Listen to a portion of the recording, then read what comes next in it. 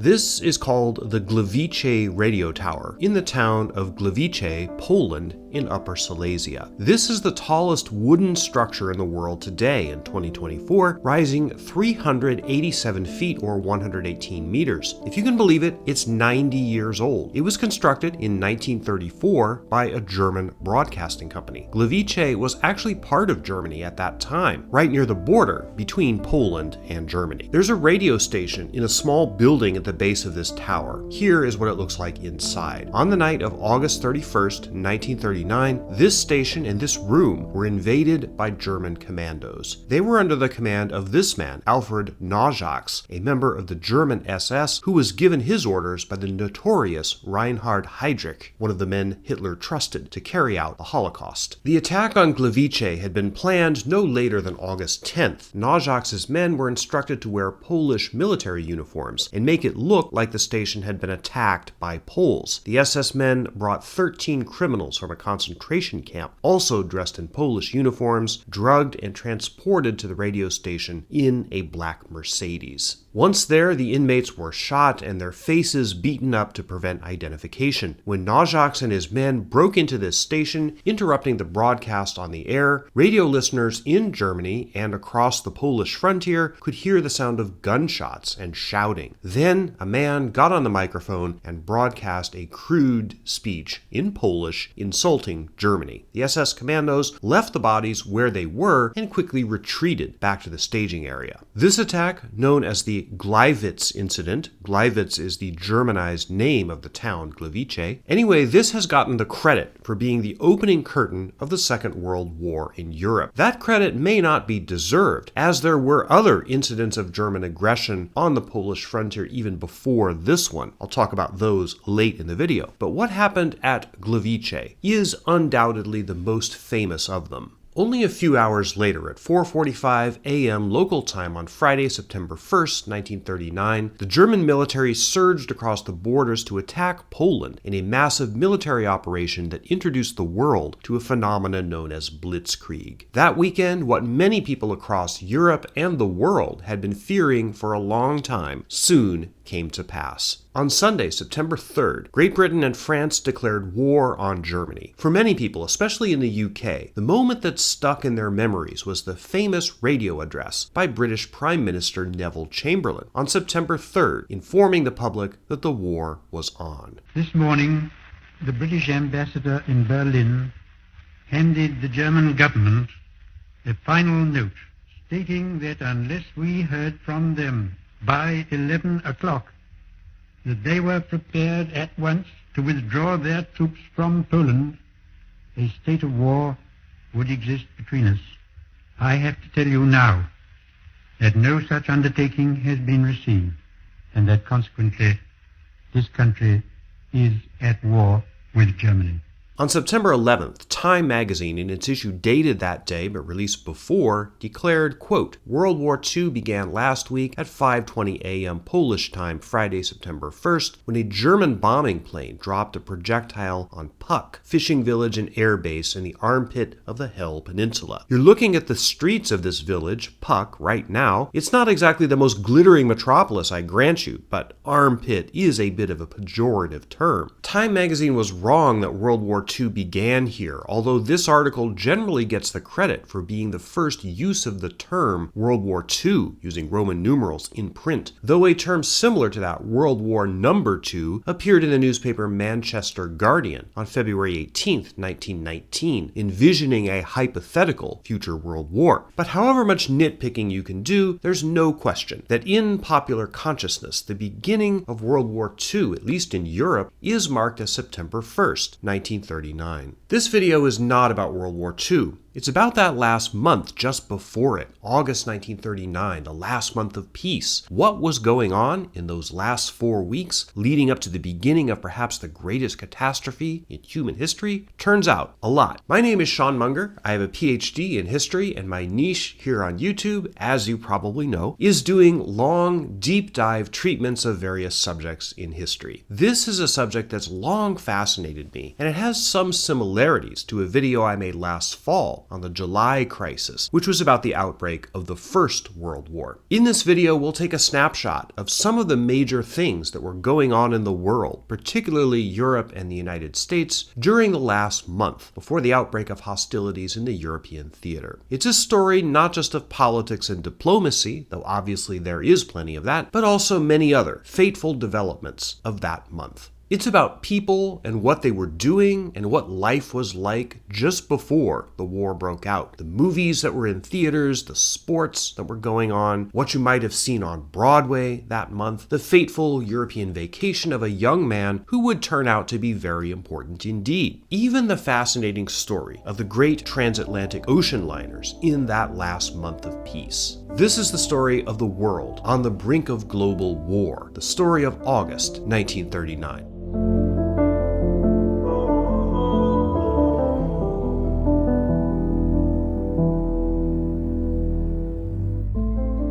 World War II in Europe began 85 years ago, but its repercussions still overshadow events in the modern day. Here's a story I found on Ground News about how Poland just held a state funeral for hundreds of victims of massacres by the Nazis, both in the early days of the war in 1939 and also toward its end. Ground News is a website and app that aggregates news stories from across the world and across the political spectrum. Let me show you how it works. On the website, we can see the story about the burials in Poland has been covered by 45 sources. Some of the sources covering it lean left, some lean right, but this particular story has a lot of coverage from the center of the political spectrum. Ground News shows you the political leaning of the sources covering the story. This feature, the bias distribution, is instrumental in showing how the story is playing across the media landscape. If you click on Bias Comparison, you'll see that on the left of the spectrum, several of the stories emphasize how the ceremony plays into Poland's modern national consciousness and why it's important to them, even 85 years later. On the right, the sources are more technical, tending to list the historical details of the massacres rather than focusing on the modern evaluation of what happened. Ground News has a lot of other great features. I have a list of topics I check all the time, and under archaeology I found this story about a very rare piece of Pictish jewelry that was recently found by a volunteer in Aberdeen, Scotland, a ring that's believed to have been buried for more than 1,000 years. I wouldn't have found this story without Ground News. Ground News is a great tool to help you understand the information you consume and cut through the spin and disinformation that the media serves up so frequently, and it can be fun too. So if you go to ground.news/Munger right now, you can subscribe through my link for 40% off the Vantage plan, which is the plan I use every day, or you can scan the QR code to get there. And for less than the cost of a coffee, you can stay informed and support my work at the same time.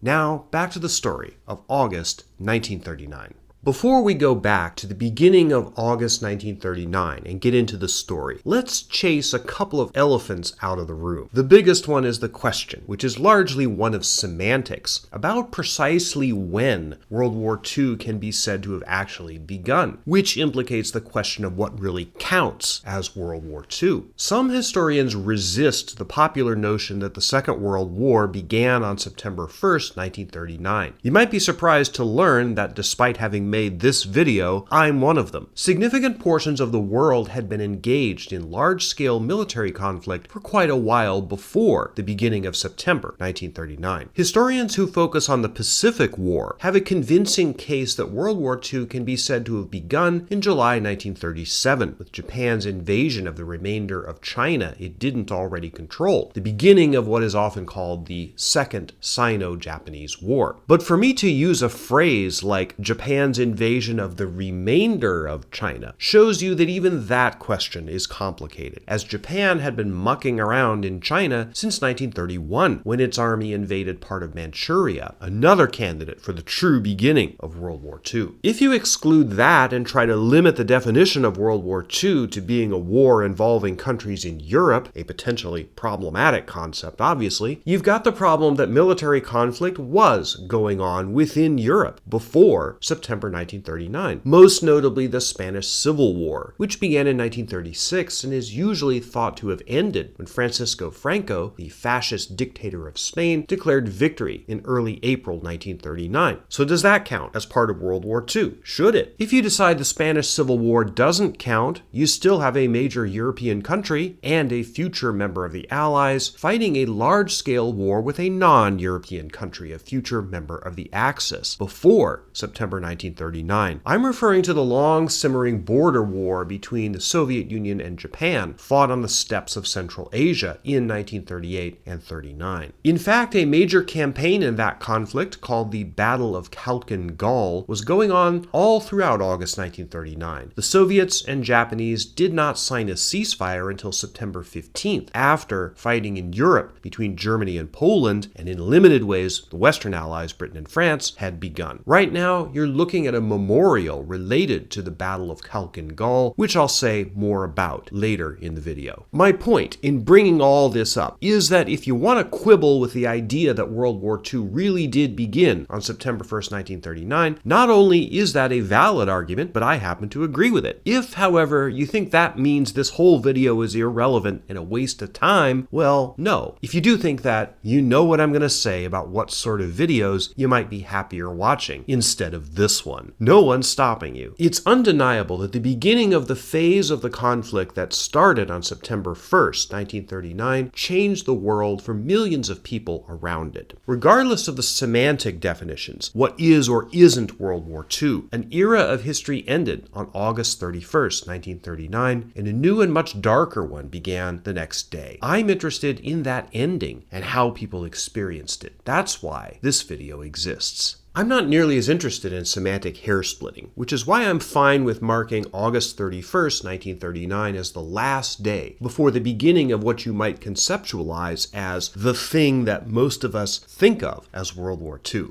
As I often do in my deep dive videos, I've started the narrative basically at the end of the story. The attack on the radio station at Gliwice came on that last day, August 31st, and I won't circle back around to it until the end of the video. But before the story of August 1939 makes sense, I have to lay the context of what preceded it, how the world got to the precarious place it was at the beginning of that month. That context is in the next chapter.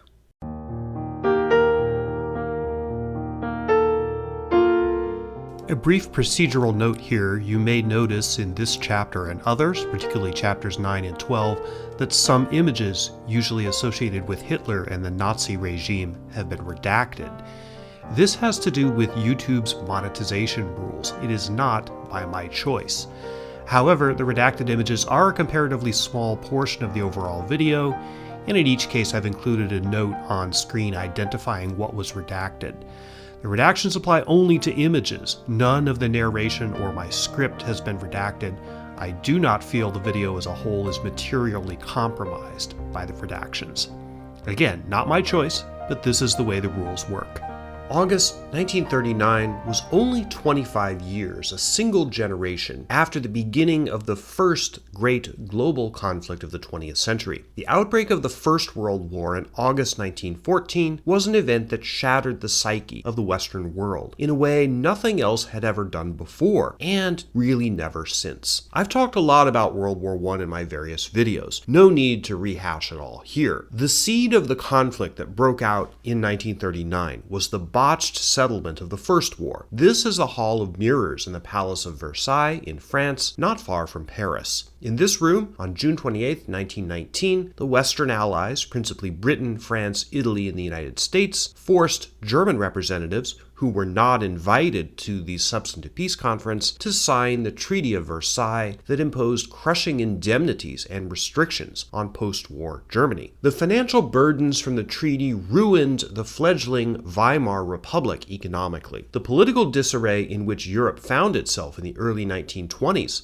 had a lot of unintended and unforeseen consequences. One of the most important was the rise of fascism in Italy. In 1922, Benito Mussolini, a former socialist newspaper editor, took over the Italian government in the March on Rome. He wrote the political playbook that Adolf Hitler would follow 11 years later. Fascism was a popular movement. It was not democratic, obviously, but it was based on mass support and a sort of collective political action. What you're looking at is San Siro, a stadium and sports venue in Milan, Italy. It was built in 1925 under Mussolini's fascist regime, and while its modern appearance and the kind of events that take place there now have nothing to do with fascism, the stadium itself, the physical space, is an interesting artifact, both of fascist architecture of the 1920s and Mussolini's political ideas of mass participation and mass action, which it was built in part to serve. San Siro was a stage where events took place in which the masses participated, whether sporting events or political rallies. The Nazi Party, rising in Germany at the same time, stressed the same sort of mass participation. The nation had to take action to meet a mounting threat, whether the threat was economic, political, or social. Both regimes also stressed the idea of grievance,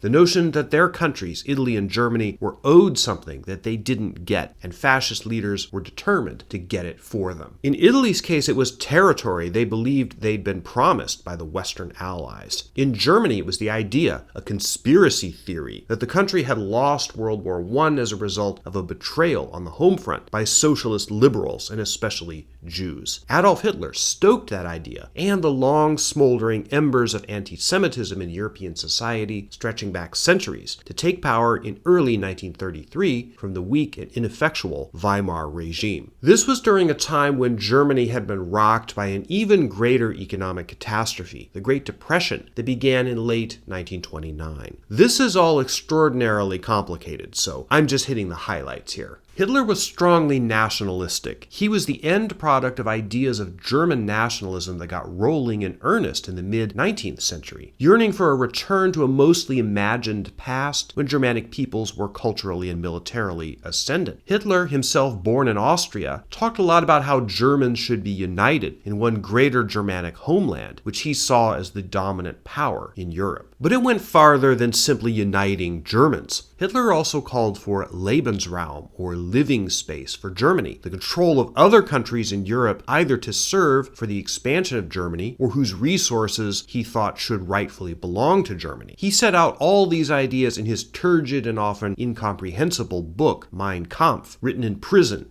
in the 1920s. Italy was expansionist too, seeking colonial possessions in northern and eastern Africa during the 1930s, but Hitler's ambitions for Germany far outstripped Mussolini's. Hitler sought to rearm Germany in violation of the Treaty of Versailles, building up its land army, its navy, and especially its air force. Hitler and Germany challenged the treaty restrictions piece by piece, and as it turned out, the main architects of the treaty, those Western allies, largely let him get away with it. The former allies of World War I were, during the 1930s, either moribund, distracted, or both. The United States had refused to join the League of Nations, a world council that was supposed to prevent future wars, the idea of President Woodrow Wilson, who couldn't persuade a skeptical U.S. Congress to sign on to it. Wilson's successors in the White House, Harding, Coolidge, Hoover, and even Franklin Roosevelt to some extent, mostly wanted to keep the U.S. aloof from European affairs. Russia had experienced a change of government during World War I,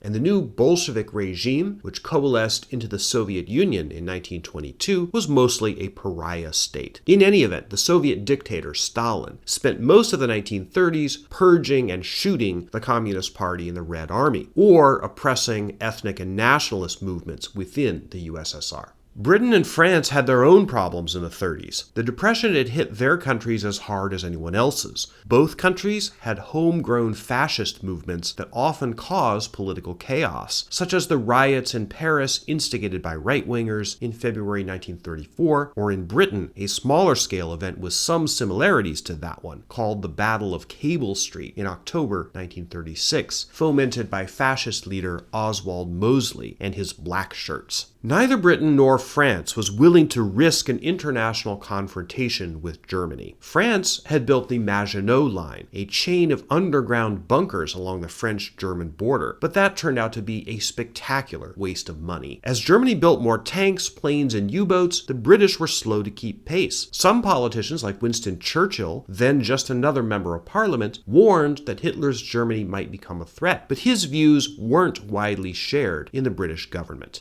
I already mentioned the Spanish Civil War. That's super complicated and I don't have time to go into it. But suffice it to say, Spain was seized with internal conflict between the fascist forces of Francisco Franco on one side and a coalition of socialist and left-wing factions on the other. Hitler showered Franco with military aid, especially airplanes, to tip the scales in his favor. It worked. Franco emerged victorious in April 1939, though he did not join a fascist alliance with Germany and Italy for complicated reasons. You should understand, before we go farther, that the Western Allies had redrawn the map of Europe at Versailles in 1919, and there were several new countries on the map that hadn't existed before or hadn't been officially integrated as separate nations, either ever or at least not recently. This was an attempt to solve one of the problems that caused World War I, which was the question of which European ethnic and national groups should have their own separate countries and which ones should be part of some other country. Poland, for example, reappeared on the map of Europe in 1919 after a long absence. But Poland had some special complications, which I'll return to in a little while. Other new countries included Czechoslovakia and Yugoslavia, both countries made up of various national groups kind of stuck together. On November 5th, 1937, Hitler summoned a bunch of his generals to the Reich Chancellery in Berlin and laid out political plans that he'd been formulating. He said to them, quote, "The aim of German policy was to make secure and preserve the racial community and to enlarge it.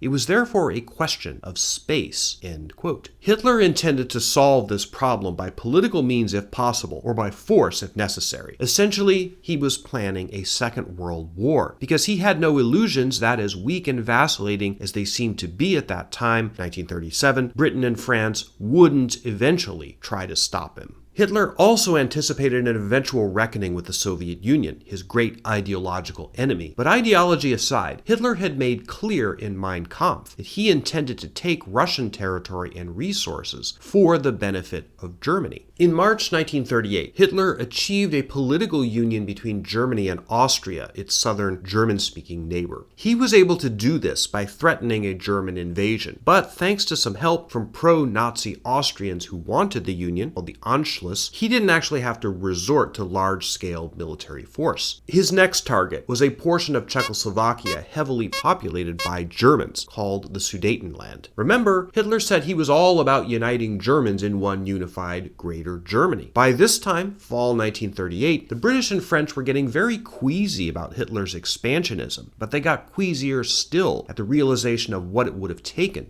to stop it. That set up a game of chicken that Hitler was confident he could win. Britain by this time was under the administration of Neville Chamberlain, a rather affable old chap, conservative or Tory party, who had risen through the ranks of Parliament and the cabinet in a pretty standard sort of political career for an upper crust British politician. He became Prime Minister in May 1937. Chamberlain's policy towards Germany came to be known as appeasement. Now, this is a dangerous word in history, mainly because today it's thrown around casually by a lot of people, especially politicians, who misunderstand, whether innocently or deliberately, what it means. Suffice it to say, at a conference that occurred in Munich in late September 1938, Hitler essentially assured Chamberlain that if Britain let him absorb the Sudetenland, he would stop there. He had no more territorial ambitions in Europe, he claimed. Britain had no treaty obligation to protect Czechoslovakia, but France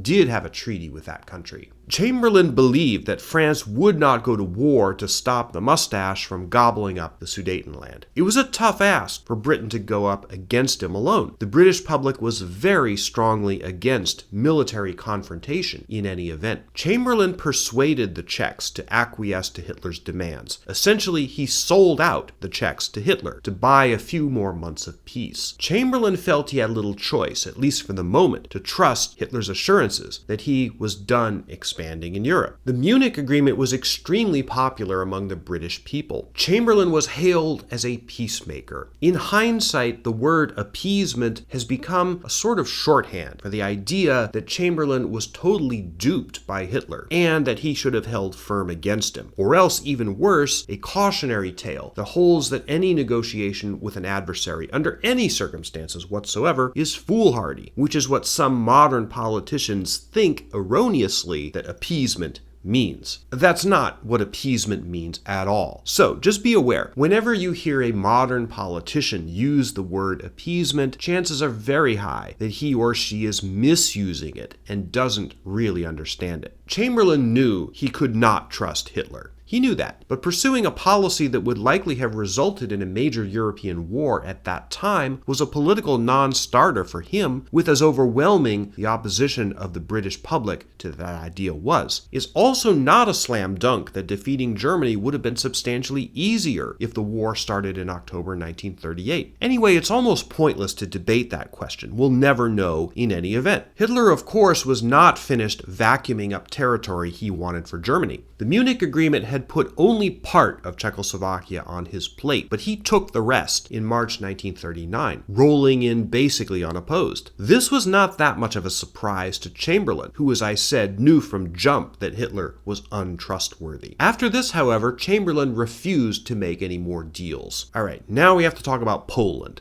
This is an utter mess, and I'm necessarily going to be oversimplifying it. Poland had been re-established, I should say, at the end of World War I in 1918. But exactly what Poland was and where its borders were was not exactly settled at first. In addition to a lot of political and diplomatic mishegas, Poland engaged in military conflict with some of its neighbors, such as Czechoslovakia, over various pieces of territory. However, Poland had a big problem. A large piece of Germany called East Prussia dominated its northern border. East Prussia was not contiguous with the rest of Germany, mainly because of two things. One was this little crab leg of territory sticking up from Poland that touched the Baltic Sea and was the site of Poland's main port, Gdynia. The second was this piece called Danzig. No, not that Danzig, but another large and important port, which is today called Gdansk. The Western Allies at Versailles thought Danzig should be part of Poland. Problem: about 90% of the people who lived there were Germans. On the one hand, the Allies didn't want to give Danzig to Germany, which had just been defeated. But on the other hand, forcing a city that was 90% German to be part of Poland didn't sound like such a hot idea either. So the compromise was to make Danzig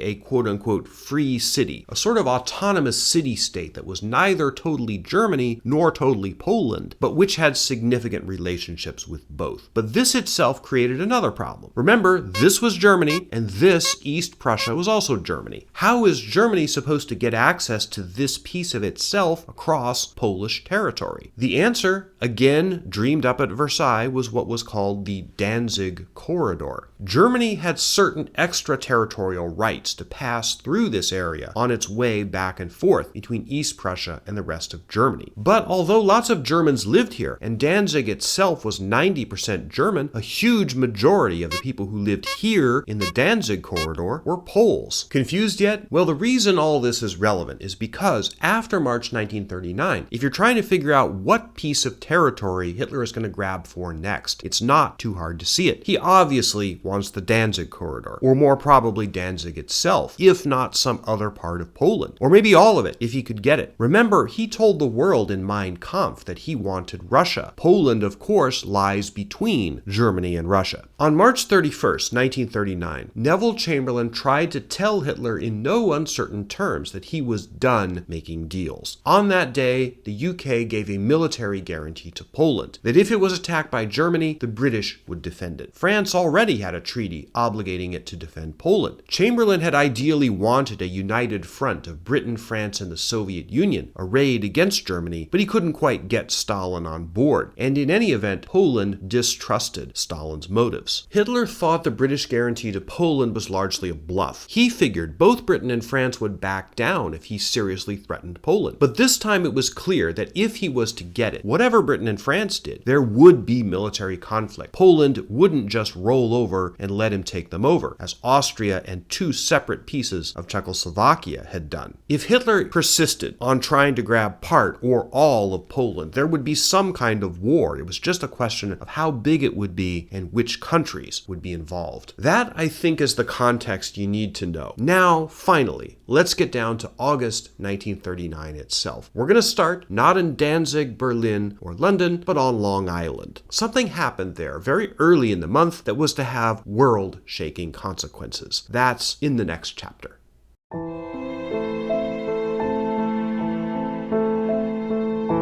This house is located on West Cove Road in the town of Cutchogue, New York, on Little Peconic Bay on Long Island. Albert Einstein used to spend summers here in the late 1930s, sailing on the bay in his little sailboat and practicing violin, presumably not at the same time. On August 2nd, 1939, the great physicist, perhaps the greatest scientific mind of the 20th century, entertained a house guest on the veranda on this property. Leo Szilard, another important physicist. Edward Teller was also there. He'd driven Szilard to Long Island.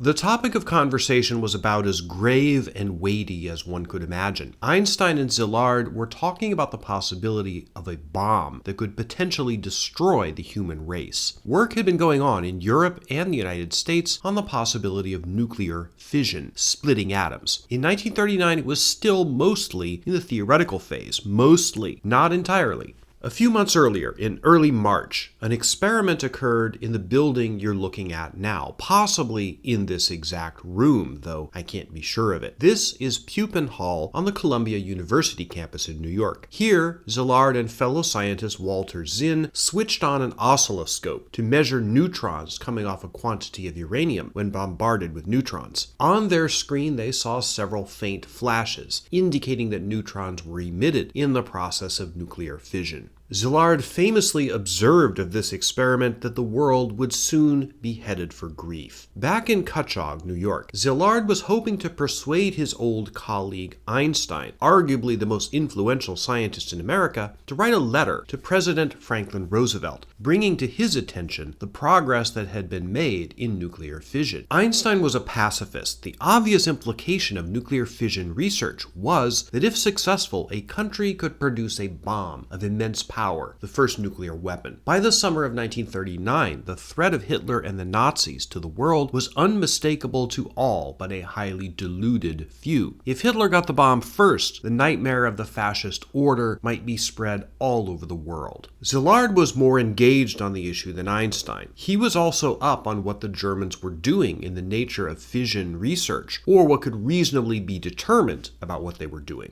Szilard thought, given his understanding of where the Germans' theory was, that their next step was to do hands-on experimentation with uranium. In 1939, the world's largest source of uranium was the Congo in Africa, which was then a colony of Belgium. Szilard reasoned that the government of Belgium should be warned to be wary of Germans mucking around down there, trying to get their hands on uranium. As Einstein, quite the social butterfly despite his shyness, knew the Belgian royal family, Szilard thought the proper ping might come from him. That was what first brought the Hungarian-born Szilard to Einstein's Long Island house that summer on July 12, 1939. Both scientists, and indeed many of the top theoretical physicists working in the US at that time, had personal experience with the implications of fascism. Einstein, a German citizen and a Jew, was traveling in the United States shortly after the Nazis came to power in 1933, and he knew he couldn't return to Germany. The Nazis were, in this early part of their reign, trying to make life so unpleasant for Jews that they would leave Germany voluntarily, self-deportation in other words. Szilard had left Hungary shortly after World War I, but lived and worked in Berlin for a long time, and he was equally alarmed at the brutality and anti-Semitism of the Nazis. He even set up a foundation that tried to find jobs abroad for Jewish scholars fleeing persecution in Germany. Italian-born scientist Enrico Fermi, with whom Szilard worked, had left fascist Italy in 1938 after anti-Semitic laws were passed by Mussolini's regime. Fermi's wife was Jewish. Less than a year before, the world had been horrified by stories coming out of Germany of a massive wave of repression and violence against Jews, popularly known as Kristallnacht. It was called that because of the shards of broken glass all over streets in Berlin and other major German cities after massive looting of what Jewish-owned shops and businesses remained after years of persecution. Once he got to Long Island and was working with Einstein, Szilard realized that warning the Belgians about Germans looking for uranium was weak sauce. But a friend of Szilard's knew Alexander Sachs, an Austrian-born banker who could theoretically get access to President Roosevelt. So Szilard and Teller's mission became one to convince Einstein to sign a letter urging a major push on uranium and fission. The letter was drafted on the veranda of this house on August 2,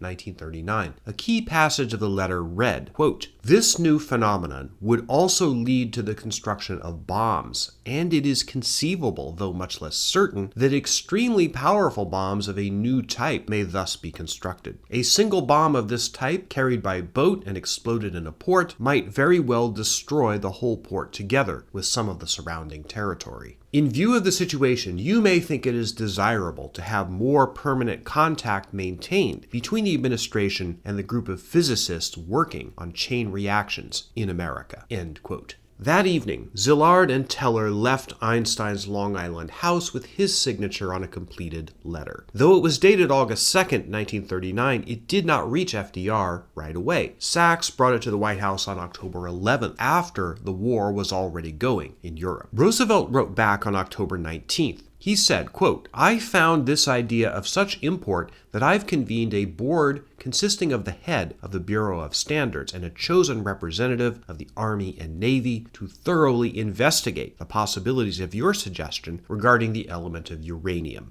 End quote. The letter signed by Einstein and Szilard was the germ of the Manhattan Project. Roosevelt needed no convincing that the possibility of a nuclear-armed Hitler was unacceptable, but it was most likely Einstein's scientific gravitas that convinced him the physics he was talking about were on the level. Einstein's involvement in kicking off the nuclear age illustrates the difficulties of many of the scientists who found themselves working on the Manhattan Project during World War II. Many were, like Einstein, pacifists, or at least profoundly uneasy about what they helped set in motion. But the circumstances in which the world found itself seemed to work a sort of moral inversion, where building immensely powerful weapons was, in an ironic way, the most imperative path to preventing the wrong people from having them. Examining the political calculus, much less the moral one, of what happened at Hiroshima and Nagasaki in August 1945, which ended the war that had begun in Europe just after August 1939 ended, is beyond the scope of this video.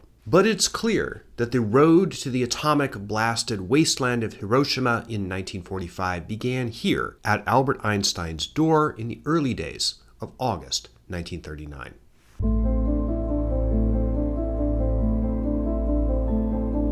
On August 1st, 1939, a Tuesday, the United States House of Representatives voted 193 to 166 not to consider a proposed bill that had been advanced to the full House from the Banking and Currency Committee. The proposed act was informally known as the Lending Bill, also the Works Financing Bill, and it would have allowed the federal government to lend $1.8 billion for various projects to stimulate the economy. The previous day, July 31st, the Senate had passed a version of this bill, but heavily watered down and with a lot fewer numbers behind the dollar sign. The money would have gone for the construction of highways and bridges, loans to railroad companies to upgrade infrastructure, an import-export bank, and other projects. Today, we'd probably call it a stimulus package. 2 days after the vote on the lending bill, on August 3rd, the House also killed a proposed $800 million appropriation for the Housing Authority to provide federal stimulus to housing construction. All of these measures were part of President Franklin Roosevelt's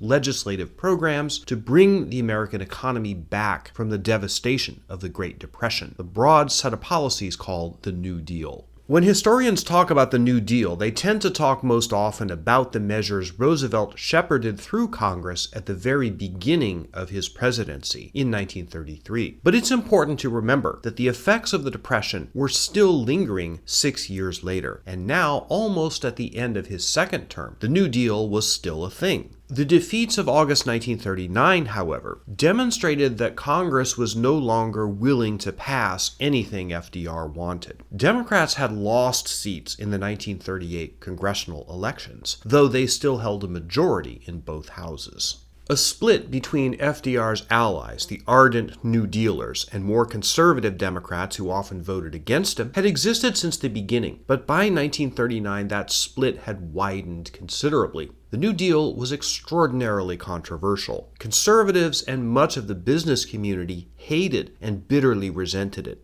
According to them, the way out of the Depression, once and for all, was to allow the business sector a free hand. In a later era, this idea would be called trickle-down economics. In August 1939, there were the early rumblings of the political battles over this issue that were expected to define the next U.S. presidential election in 1940. Roosevelt had been very cagey about whether he would run for a third term. There was no obvious heir apparent in the Democratic Party to Roosevelt, though the sitting vice president, John Nance Garner, with whom FDR had had serious disagreements, was probably the strongest potential candidate. There was no obvious frontrunner among Republicans either. Unless Roosevelt ran again, it seemed the 1940 election would be sort of a toss-up. In early August 1939, Congress was eager to adjourn. The lending and housing bills were the biggest and most contentious items on their agenda. On Saturday, August 5th, Congress closed its first session for business, leaving a lot of major bills undone, including a revision of the Neutrality Act. But among the items of last-minute business was an appropriation for the establishment of FDR's Presidential Library at Hyde Park, New York, reflecting the general acceptance of the idea that Roosevelt was nearing the end of his time in office. With business in Washington adjourned, Roosevelt left the capital shortly thereafter for a vacation at Hyde Park, his estate and retreat on the Hudson. After resting a few days there, on August 12th he departed aboard the cruiser USS Tuscaloosa on a sea voyage along the east coast of the U.S. and Canada. His destination was Campobello Island in New Brunswick in Canada. Yes, it is in New Brunswick. I mistakenly said it was in Nova Scotia a few videos ago. Anyway, his cruise lasted until August 24th. One of FDR's companions on this trip was his private secretary, Marguerite LaHand, known as Missy. It's long been speculated that Missy Hand was FDR's secret lover. That has never been proven, and people have argued about it for decades. But it's at least possible. Certainly they had an emotional attachment. Was it physical?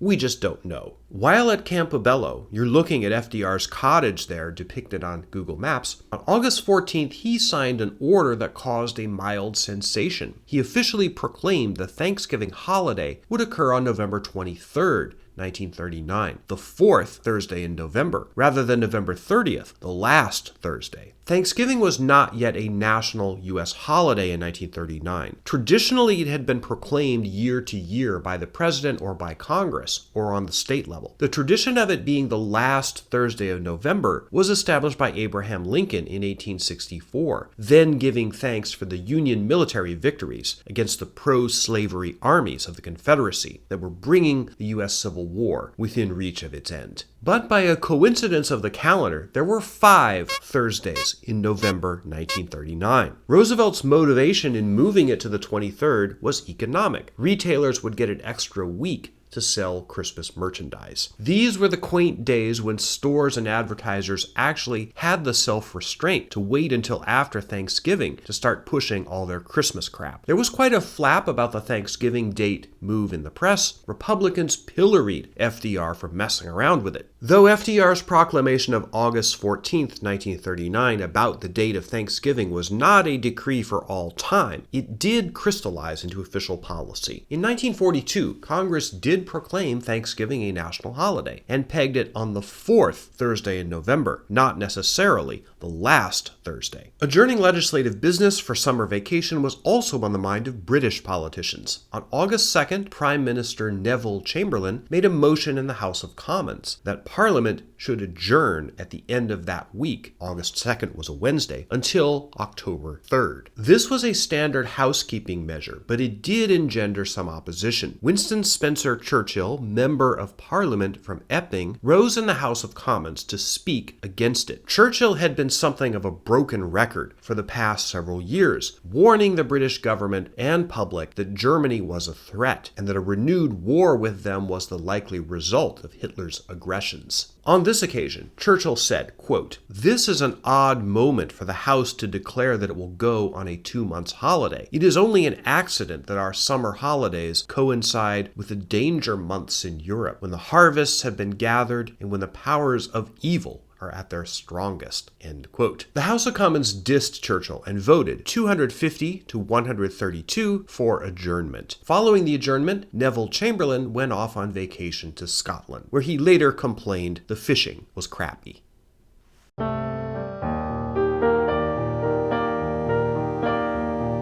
The lives of a number of prominent people, and if not exactly prominent, at least interesting, began or ended during the month of August 1939. On August 2nd, the date of the letter Albert Einstein and Leo Szilard sent to Franklin D. Roosevelt, Wesley Earl Craven was born in Cleveland, Ohio. Craven, who at one point in his youth suffered from Guillain-Barré syndrome, began making porno films in the early 1970s, but broke out into the horror genre with the film The Last House on the Left, released in 1972. Wes Craven eventually became recognized as a master of the horror genre, directing pictures like Swamp Thing, A Nightmare on Elm Street, and the creation for which he's most famous, Scream, released in 1996. After a long and eventful career, Craven died in 2015. On August 12, 1939, while Hitler was meeting with Mussolini's diplomat and son-in-law, Count Ciano, George Stevens Hamilton was born in Memphis, Tennessee. Hamilton became an actor, appearing in Western, crime, and melodrama films and on television, and was a well-known character actor beginning in the 1960s, though he never broke through as a leading man. He's probably best known today for appearing in The Godfather Part 3 as a slightly revised version of the character Robert Duvall played in the first two films. Hamilton also had romantic relationships with several important people, including Linda Bird Johnson, daughter of U.S. President Lyndon Johnson, and Imelda Marcos, wife of Philippine dictator Ferdinand Marcos. As of the making of this video, Hamilton is still alive. On August 22, 1939, the day Ribbentrop traveled to Moscow to conclude the Nazi-Soviet Pact, see Chapter 9, Karl Michael Yastrzemski was born in Southampton on Long Island, New York. Yastrzemski originally went to Notre Dame on a basketball scholarship, but found his calling in baseball, playing minor league ball beginning in 1959 and working up to the majors 2 years later. Yastrzemski's biggest claim to fame was his career with the Boston Red Sox, which reached its peak in the late 1960s. Yastrzemski was the American League batting champion 3 times, as well as its leader in home runs. He played with the Red Sox until his retirement from baseball in 1983, and was elected to the Baseball Hall of Fame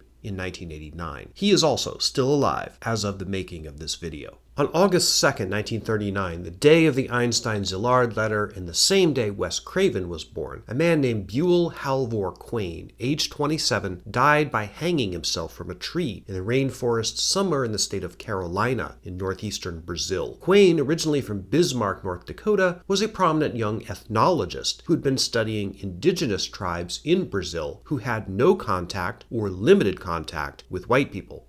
Quain was a 1936 graduate of Columbia University with a PhD in anthropology. Margaret Mead thought enough of his scholarship to ask him to write a chapter in a book she was editing on quote-unquote primitive peoples. After arriving in Brazil in 1938, Quain cataloged the language and customs of indigenous tribes whose territories were being encroached by settlement and development. When he was with one of these tribes, called the Kraho, an epidemic of something, exactly what isn't clear, began to spread among them. Whatever it was, Quain caught it and feared passing it to the Kraho. Shortly before his death, he wrote a letter to a friend, a Brazilian police officer, in which he said, quote, "I am dying of a contagious disease. I request you to not investigate the conditions of my death. I am going to commit suicide." End quote.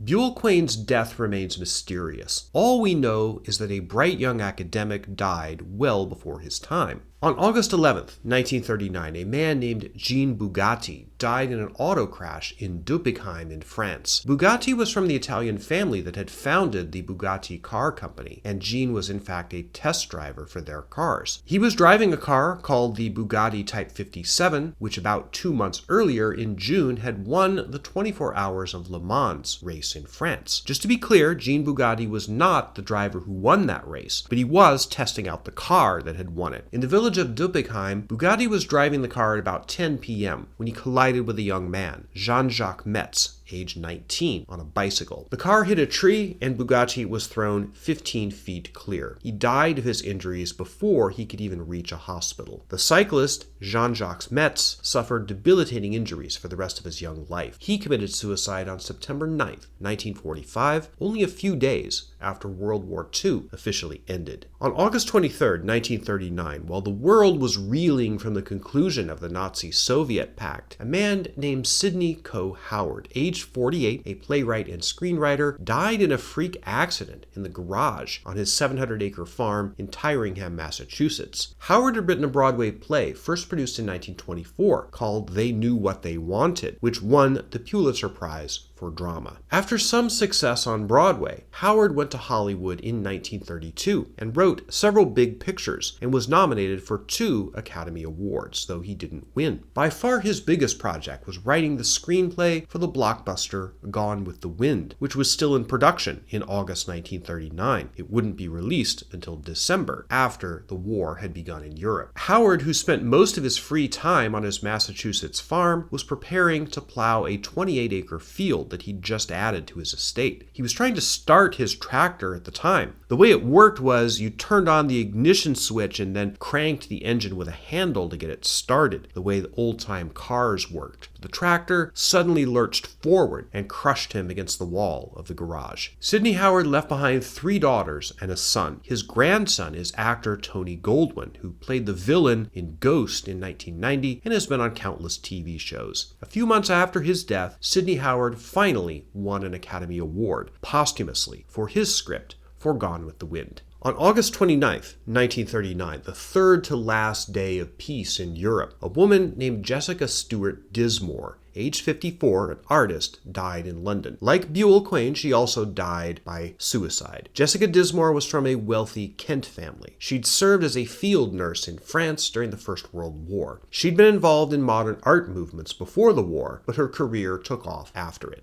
Dismore was a pioneer of the art style known as Vorticism, an abstract style. She was one of the few women active in this movement. You've been looking at some of her paintings on screen. Dismore evidently waged a lifelong battle against depression and mental illness. At the end of August, she lost that battle. Her work, obscure in the decades after her death, has recently been rediscovered and reevaluated in this century. On the evening of August 12, 1939, the day of George Hamilton's birth and the day after Jean Bugatti's death, a train called the City of San Francisco, run by the Southern Pacific Railroad, was traveling on this stretch of track along the Humboldt River in Nevada when it suddenly derailed. The train, running between Chicago and Oakland, was traveling at 90 miles an hour at the time to make up a schedule lag. The derailment was caused by a section of track that had been pulled up, moved slightly, and re-staked down, with tumbleweeds obscuring the damage. Obviously, it had been done deliberately. The wreck of the City of San Francisco killed 24 people and injured almost everyone else aboard the train. It was the deadliest train wreck in Nevada state history. Investigators found tools discarded nearby in the Humboldt River. Tampering with the rail would have taken several people working together. One person couldn't have done it, but the team of saboteurs had covered their tracks well. Investigations of the disaster lasted years, but despite a $10,000 reward, the case was never solved. Who sabotaged the City of San Francisco and killed those 24 passengers and why remains a mystery to this day.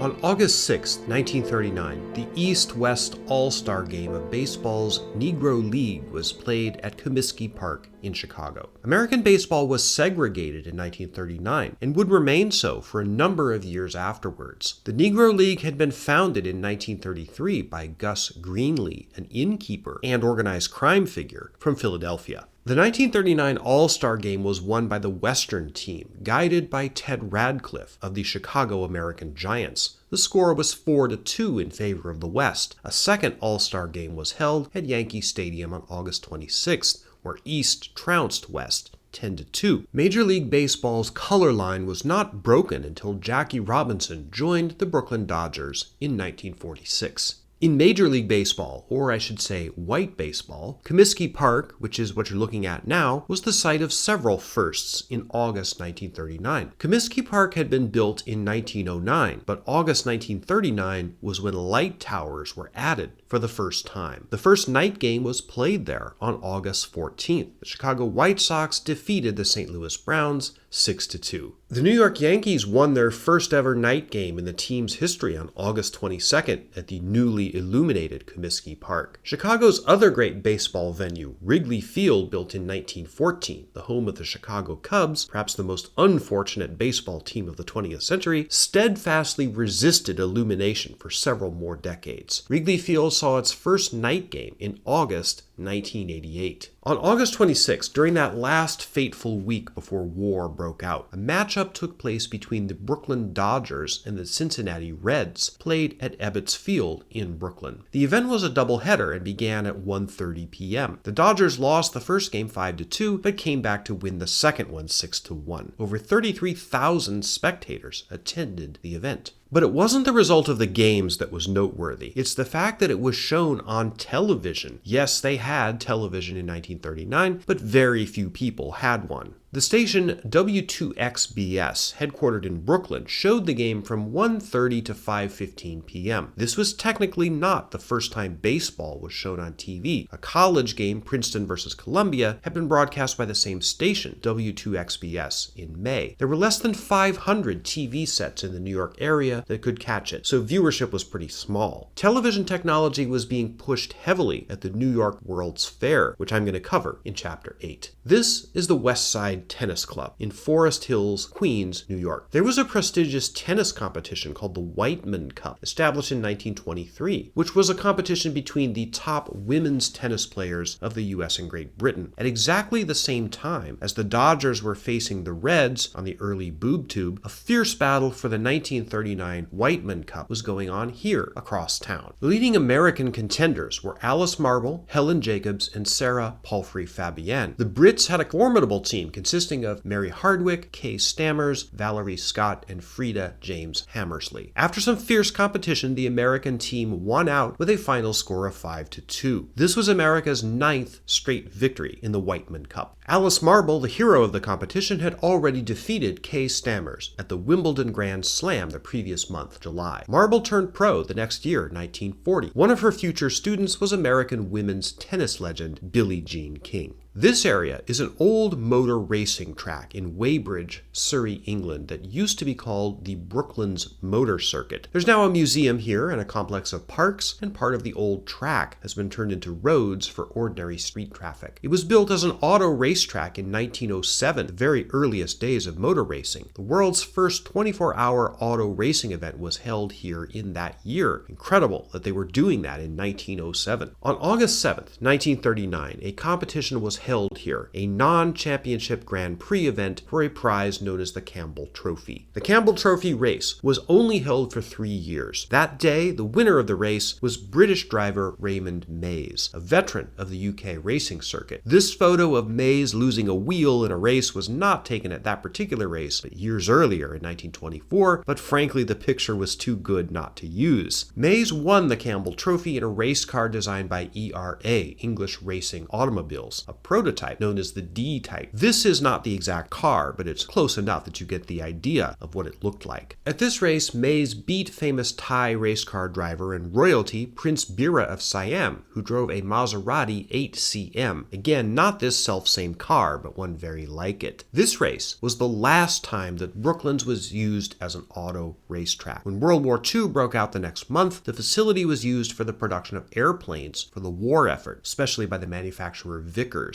It was bombed by the German Luftwaffe during the Blitz in September 1940. This is known as the Polish Army Stadium, located in Warsaw, Poland. As the final diplomatic moves before the outbreak of war were playing out, and as the German army prepared its assault, on August 27, 1939, the Sunday before the invasion, the Polish national football team played Hungary's team, which was one of the best in Europe and had narrowly lost the 1938 FIFA World Cup Championship to Italy. The Poles had never to date beaten Hungary in a football match. On this day, a miracle occurred. After a tense contest, Poland came out on top 4-2, thanks to 3 goals from legendary player Ernest Wilimowski, known as Easy. This football game, the biggest upset in Polish sports history up to that time, came to occupy a place in Polish national character, similar in some respects to how the famous miracle on ice of the American hockey victory at the 1980 Olympics is remembered in the US. In Poland, this is known as the last game. game, because it was the last one before the outbreak of war. The next game in which the Polish national team was to take the field was scheduled for September 3rd against Bulgaria, but by then the war was on.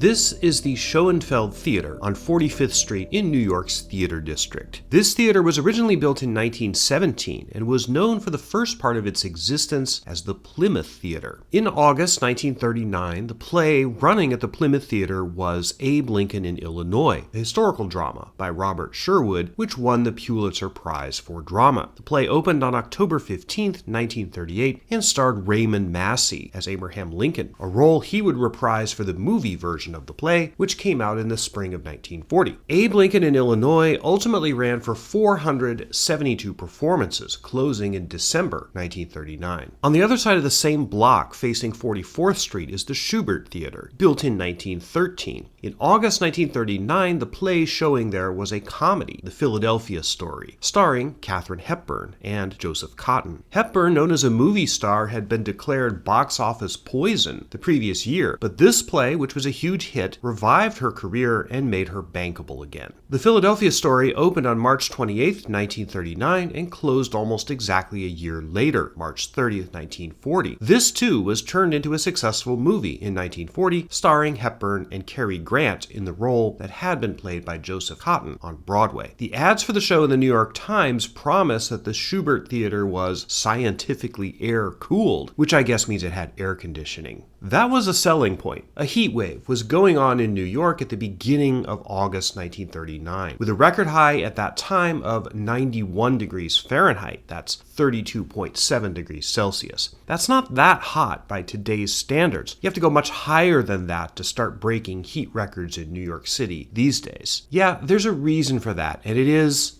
here I go again. Human-caused global warming. There, I just lost what few global warming deniers I still had left as subscribers after the last time I mentioned climate change in my Pan Am video. Because how dare I even mention such a subject in a video about the World War II era? Enjoy your cat videos, guys. On the last day of peace, August 31st, 1939, a Thursday, if you went to Broadway, you would have your choice of either of those shows, Abe Lincoln in Illinois or The Philadelphia Story, or you could see a show called Scandals at the Alvin Theater on West 52nd Street, which featured 50 George White girls. I'm not sure why that's such a big draw or why that's particularly scandalous. Or you could see what the ads hyped as Broadway's biggest show, The American Way, starring Frederick March, another sometime film actor, at the Center Theater, that's Rockefeller Center. Although Rockefeller Center clearly exists today, you're looking at it, and I'm sure you've seen it before, the Center Theater does not. It was torn down in 1954. This is what it looked like inside. Very 1930s Art Deco, a style similar to the ocean liners I'll be covering later in the show. Incidentally, tickets for The American Way at the Center Theater cost $2.20, the equivalent of about $49 in today's money. Movies were huge in 1939. In fact, some classic film historians mark 1939 as the best ever year of Hollywood, with numerous memorable pictures that have stood the test of time coming out during that year. Of course, this video is principally about August 1939, and many of the big pictures of that year came out either before or after that. This is why I'm not going to say very much about Gone with the Wind, the Civil War and Reconstruction era epic, that with the possible exception of John Ford's Stagecoach, is probably the most famous film that came out that year. Gone with the Wind was not released until December. In August, it was in post-production. Filming on that picture had ended July 1st. Stagecoach, for the record, was released in March and was already out of theaters, at least first-run theaters, by August. But the big film we do have to talk about, and which is in our target zone, is The Wizard of Oz. Based on the classic children's novels by L. Frank Baum, The Wizard of Oz was MGM's most expensive production ever up to that time, costing $2.8 million to make in 1939 dollars, the equivalent of about $62 million in today's money. One of the most beloved films of all time, come on, we've all seen it, starred Judy Garland, 17 when the film came out, as Dorothy, and a host of classic character actors as the fantasy beings of Oz. Relatively troubled production. Wizard of Oz filmed from October 1938 to March 1939 on sound stages in Hollywood. Teenage star Judy Garland endured a lot lot of abuse during the shoot of the film. Her chest was taped down, the studio handlers gave her copious amounts of drugs to control her weight and appetite, and she was sexually harassed by various members of the cast, including the producer, Louis B. Mayer, and even some of those playing the Munchkins. Add to that a catastrophic allergic reaction to his silver makeup by actor Buddy Ebsen, the original actor who played the Tin Man, and a horrific special effects fire that badly burned Margaret Hamilton, who played the Wicked Witch. This was not a fun, safe, or easy film to make. The Wizard of Oz premiered in, of all places, Green Bay, Wisconsin on August 10th, 1939. That wasn't really a premiere in the way we usually think about it, with the ballyhoo and the spotlights and everything like that. That happened in New York at Loew's Capitol Theater on August 17th. There was also a premiere in Los Angeles. The Wisconsin engagements were part of a gradual rollout of the film in test markets. It went into nationwide release during the very last week, August 25th, 1939, as the final moves toward the war were unfolding. The reviews were generally positive. The New York Times reviewer, Frank Nugent, said, quote, "It is all so well-intentioned, so genial and so gay that any reviewer who would look down his nose at the fun-making should be spanked and sent off supperless to bed," end quote. The word gay in that sentence, of course, had a different meaning in 1939 than it does today. At that time, it was not intended to refer to sexuality, at least in this context. There's a factoid, oft repeated, that The Wizard of Oz was a bomb upon its initial release. That's not exactly true. Its worldwide gross was a little over $3 million,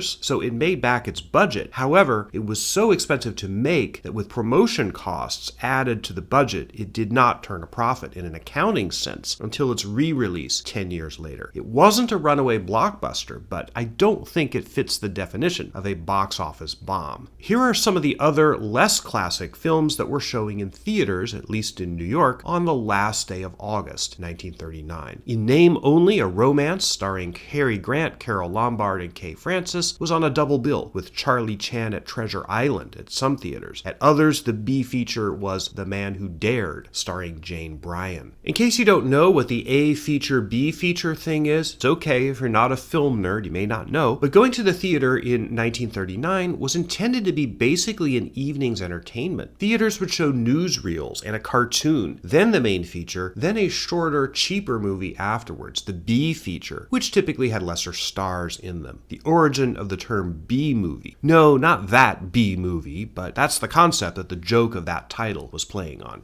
So if you went to the movie theater in late August 1939, before seeing a picture like In Name Only, you would probably see newsreels with the latest news of the crisis in Europe. Newsreels took a couple days to make, so the news would be a little out of date by the time you'd see it. Other films in theaters included When Tomorrow Comes, starring Charles Boyer and Irene Dunne, Stanley and Livingstone, starring Spencer Tracy, and The Man in the Iron Mask with Louis Hayward and Joan Bennett. I have not seen those films, nor even heard of them before making this video. The only one I had heard of, one of those 1939 classics, is Goodbye, Mr. Chips, starring Robert Donat, which had been playing for most of August and by the end of the month was down to the small ads. Donat, of course, won the Academy Award for Best Actor for that film, beating Clark Gable for Gone with the Wind. It's the story of a beloved teacher who spends decades at an English boarding school. I teach middle school, and the older I get, the more often I think of the plot of Goodbye, Mr. Chips.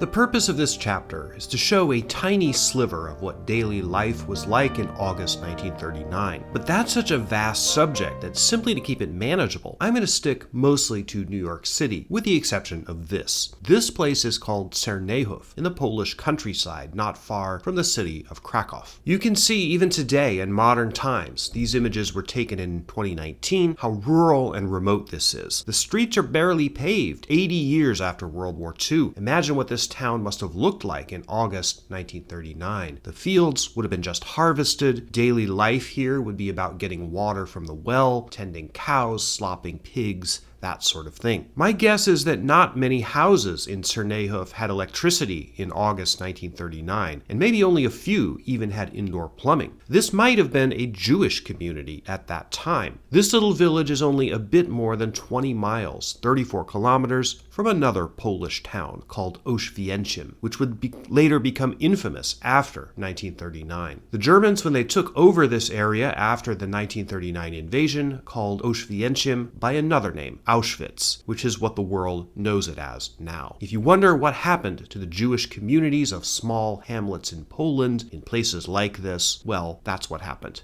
Moving now from one small Jewish community to a much larger one. There were just shy of 600,000 Jews who lived in New York City in August 1939. The big happening around town that month, indeed that entire summer, was this one, the New York World's Fair. A lot has been written and produced on the 1939 New York World's Fair. I could do a whole 2 or 3 hour video on it, or maybe one on the 1964 New York World's Fair, which is even more interesting.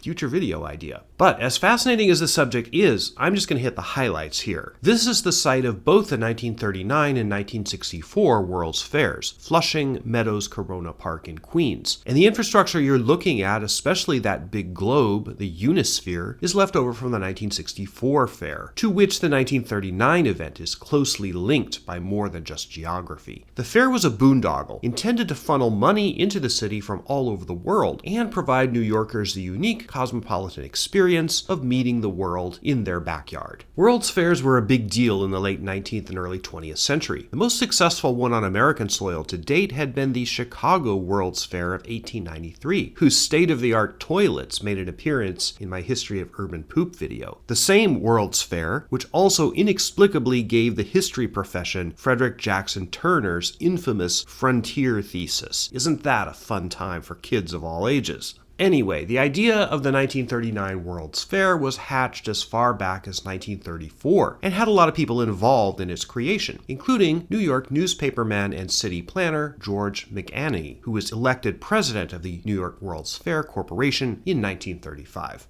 Numerous politicians, architects, businessmen, and city officials had a hand in making the fair a reality, including perhaps inevitably Robert Moses, who was much more directly responsible for the 1964 World's Fair than the 1939 one, but he was involved. After the equivalent of over $3 billion in today's money was spent building it, the fair opened on April 30th, 1939, the 150th anniversary of the first inauguration of George Washington as U.S. President, which occurred in New York City. Despite having been under construction for years, the fair wasn't even finished. The promoters expected 1 million visitors on day one. Only 600,000 came. The fair did not make back its enormous costs. Reflecting a struggle to deal with the finances of the event, the World's Fair Corporation could never quite make up its mind on what the admission price would be. Much of the time it was 75 cents, at other times $1. On Saturdays and Sundays during August, admission was 50 cents. Sometimes kids could get in for 10 cents. Sometimes they had to pay a quarter. Sometimes admission tickets were packaged with coupons for the food venues. Yeah, food was extra. And sometimes they weren't. Just for comparison, $1 US in 1939 was about $22 in today's money. What was there to see at the World's Fair? Well, a lot. The most prominent buildings and the architectural and visual motif of the fair were the famous Trilon and Perisphere. These were two huge futuristic buildings, a big ball and a big spike, that exemplified the fair's theme of the world of tomorrow. Because we know now, of course, that all of us in 2024 live in buildings that look exactly like this. The Perisphere featured a 6-minute movie and a slideshow and a diorama called Democracity. Did I pronounce that right? Anyway, this was supposed to be all about the bold new future into which humanity was headed. A future defined by cool technology, which various corporate participants in the fair were eager to show off. One of the most famous exhibits at the fair was a robot built by General Electric, which could do a lot of things if you talked to it just right, including smoke a cigarette, because robots need lung cancer too. The Hall of Nations featured pavilions bought and developed by the governments of other countries, putting their best foot forward and showcasing their cultural contributions. Nazi Germany notably declined to participate, but Poland showed up on the day of the opening of the Polish pavilion at the World's Fair, about a month after Chamberlain made his guarantee of assistance, the Polish ambassador to the United States took the occasion to declare that Poland would resist any invasion by Germany. The fair was, of course, open for business in August 1939. Its season, the first of two, would not end until October 31st. It was not a thing you could see all of in one day. If you had the money, you could go as many times as you wanted.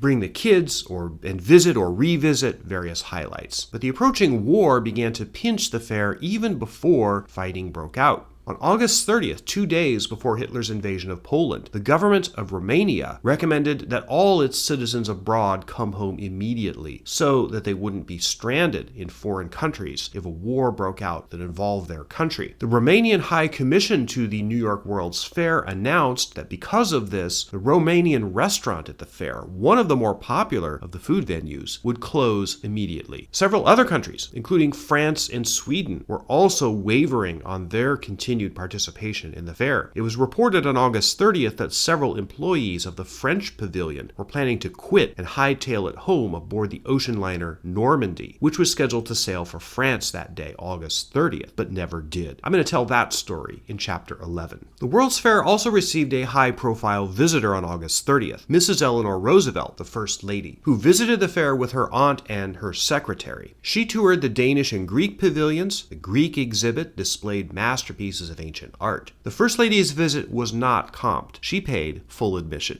Leaving aside the World's Fair, here are a few other items from daily life around town on the eve of World War II. This is the old New York Biltmore Hotel, which was located on Madison Avenue, built in 1913. There was a restaurant on the roof, the Madison Room, and the Fountain Court. On August 31st, 1939, you could have lunch here for $1.50, $33.50 in today's money. You had your choice of filet of sole with white wine sauce and shrimp, a vegetable omelet with soft-shell crabs and bacon, lamb chops and potatoes O'Brien, and for dessert, Boston cream pie or vanilla custard pie. You could go to dinner at the Hotel Lexington, that's at Lexington Avenue and 48th Street, and see a floor show consisting of Ray Kinney and Aloha Maids, that was $1.75. Dinner shows and nightclubs were big in New York, and they were open for business. August 31st, 1939, was a Thursday night, just ahead of the weekend. The Waldorf Astoria, in their CERT room and also the Starlight Roof, featured a musical group called Los Cuatro Huasos, the Four Cowboys, accompanied by the orchestra of famous Spanish bandleader Xavier Cugat, who headed the Waldorf Astoria Orchestra for 16 years. Numerous restaurants catered to theater goers, offering dinner seatings before and after the times of the major Broadway shows. At a restaurant called La Conga on 51st Street, just east of Broadway, a Cuban entertainer named Desi Arnaz was playing and singing with his La Conga orchestra. Xavier Cugat helped to discover Arnaz, who in August 1939 was about a year away from meeting the love of his life, actress Lucille Ball. Arnaz's popularity at La Conga helped introduce the conga line dance in America. This brick building with the fire escapes is at 461 West 44th Street. It's only a few blocks from the piers on the west side of Manhattan, where the great ocean liners tied up. In late August 1939, there were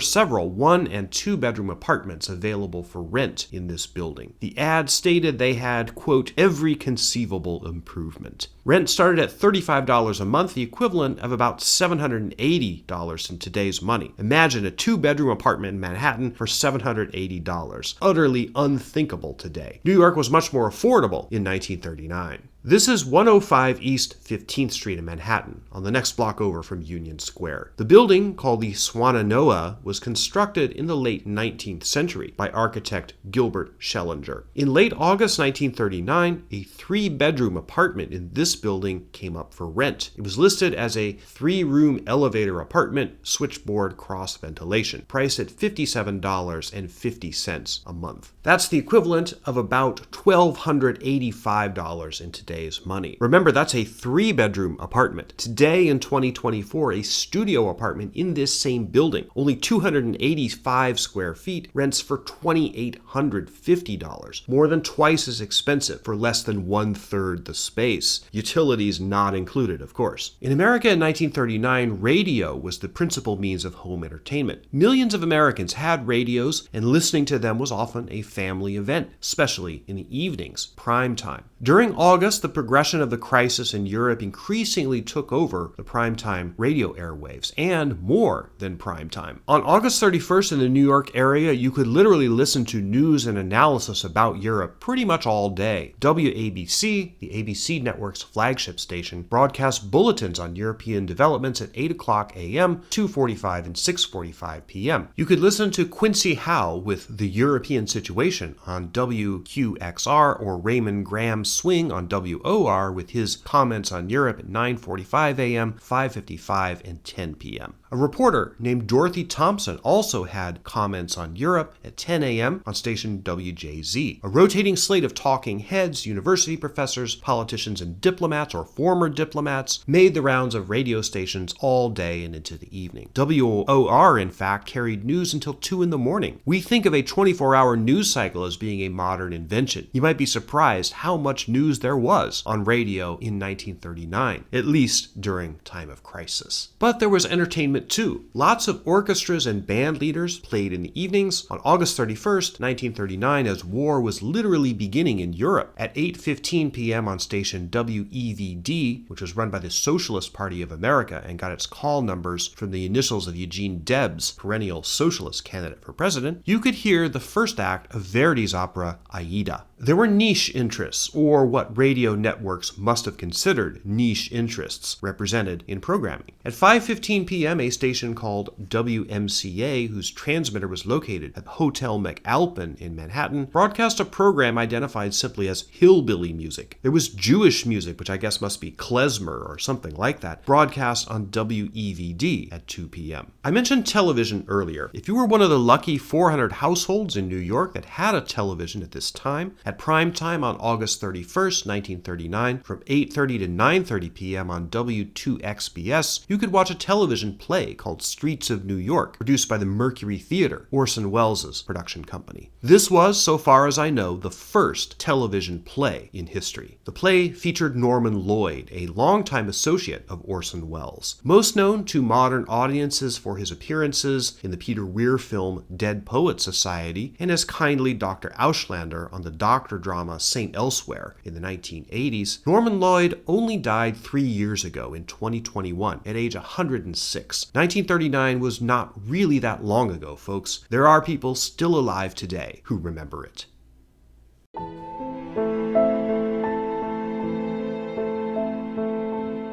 As is well known, the real trigger for the beginning of World War II in Europe was the surprise treaty between Nazi Germany and the Soviet Union, signed on August 23, 1939, a bit more than a week before hostilities began. The story of this treaty and how it came about is extremely complex. Now, I get in trouble in the comments every time I say something in history is complex, because somebody always comes along and says, "No, it isn't, it's simple." Sorry, no, this subject is not simple at all. I'm going to try to make it as straightforward as possible for purposes of this analysis, however. The key thing to understand going in is that ideologically and personally, Adolf Hitler and Joseph Stalin were intractable enemies. Europe, or possibly the world, was simply not big enough for both Nazism and Soviet communism to coexist. Therefore, the thought of these two countries striking a deal was, at the time, extraordinarily surprising to the rest of the world. We left off at the end of Chapter 2 with Hitler and his expansive policies in Europe. After Great Britain's pledge of military aid to protect the integrity of Poland, Hitler understood that the next item on his hit list, Danzig and the Danzig Corridor, he was unlikely to get without military conflict with someone, certainly the Poles, if not one or more of the Western allies. Even more alarming to Hitler, in the spring of 1939, Britain and France started talking about entering into a military alliance with the Soviet Union. He had to prevent this at all costs. If it went off, Germany would be literally surrounded by powerful enemies, pledged to come to one another's aid if he attacked them, or Poland, which was to be allied with Britain. A two-front war against France in the west and Russia in the east had proven the undoing of Imperial Germany in the First World War. Hitler was eager to avoid that if he could. Stalin, however, didn't have have a whole lot to gain from a treaty with the Western Allies. Though he did not want war with Germany, he didn't really need them in order to prevent it. Furthermore, Stalin had his eye on territories in Europe that he wanted to snatch: the Baltic countries, Estonia, Latvia, and Lithuania, and if he could get them, Finland or even Poland, which had long been part of the Russian Empire, or at least in its sphere of influence. Stalin, therefore, was in a catbird seat. Britain and France really needed him to scare off Germany. On the other hand, Germany really needed Stalin to leave them alone if they grabbed for Poland. Not only was a deal makeable, but Stalin could basically name his price. On August 11th, 1939, after dinking around all summer with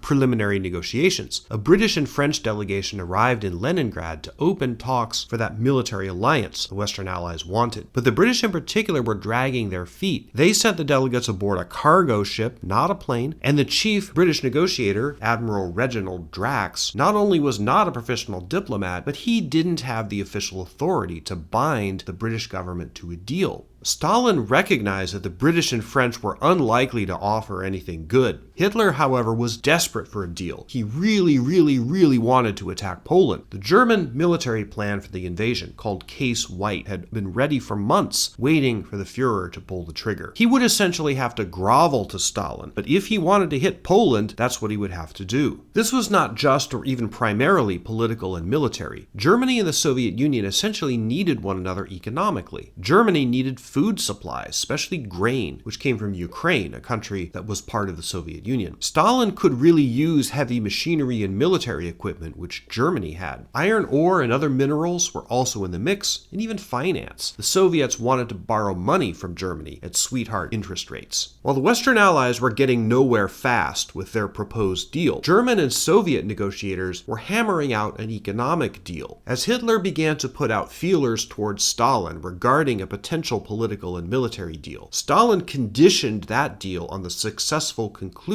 of the economic package. He'd only talk geopolitics and military once the money deal was sewn up. This also has to do with conditions outside Europe. Stalin was at this time fighting an undeclared war with Japan in Central Asia. When Japan took over significant portions of China, namely Manchuria, some kind of conflict with the Soviets was basically inevitable. Armed border clashes between Soviet and Japanese troops had been going on since 1935, but the war really got going in July 1938 with a battle that occurred here near Lake Khasan, where today the borders of China, Russia, and North Korea come together. I'm going to return to this site in the next chapter. In 1936, Nazi Germany and Imperial Japan had signed a treaty called the Anti-Comintern Pact, which was essentially an alliance, or at least a proto-alliance, of fascist countries against communism and the Soviet Union in particular. Germany and Japan didn't have a formal military alliance until later, but a conflict with Japan could conceivably bring the Soviet Union into conflict with Germany as well. It was to Stalin's advantage to nullify this, and if he could win that land war on the borders of Manchuria, which the world press was not paying attention to, he would have essentially neutralized his two most powerful potential enemies, at least for the time being. Hitler's foreign minister was a man called Joachim von Ribbentrop. Anyone who labors under the delusion that the Nazi state was efficient or well run should get a load of this guy. He was horribly incompetent and didn't know that much about foreign policy, but he was a sycophant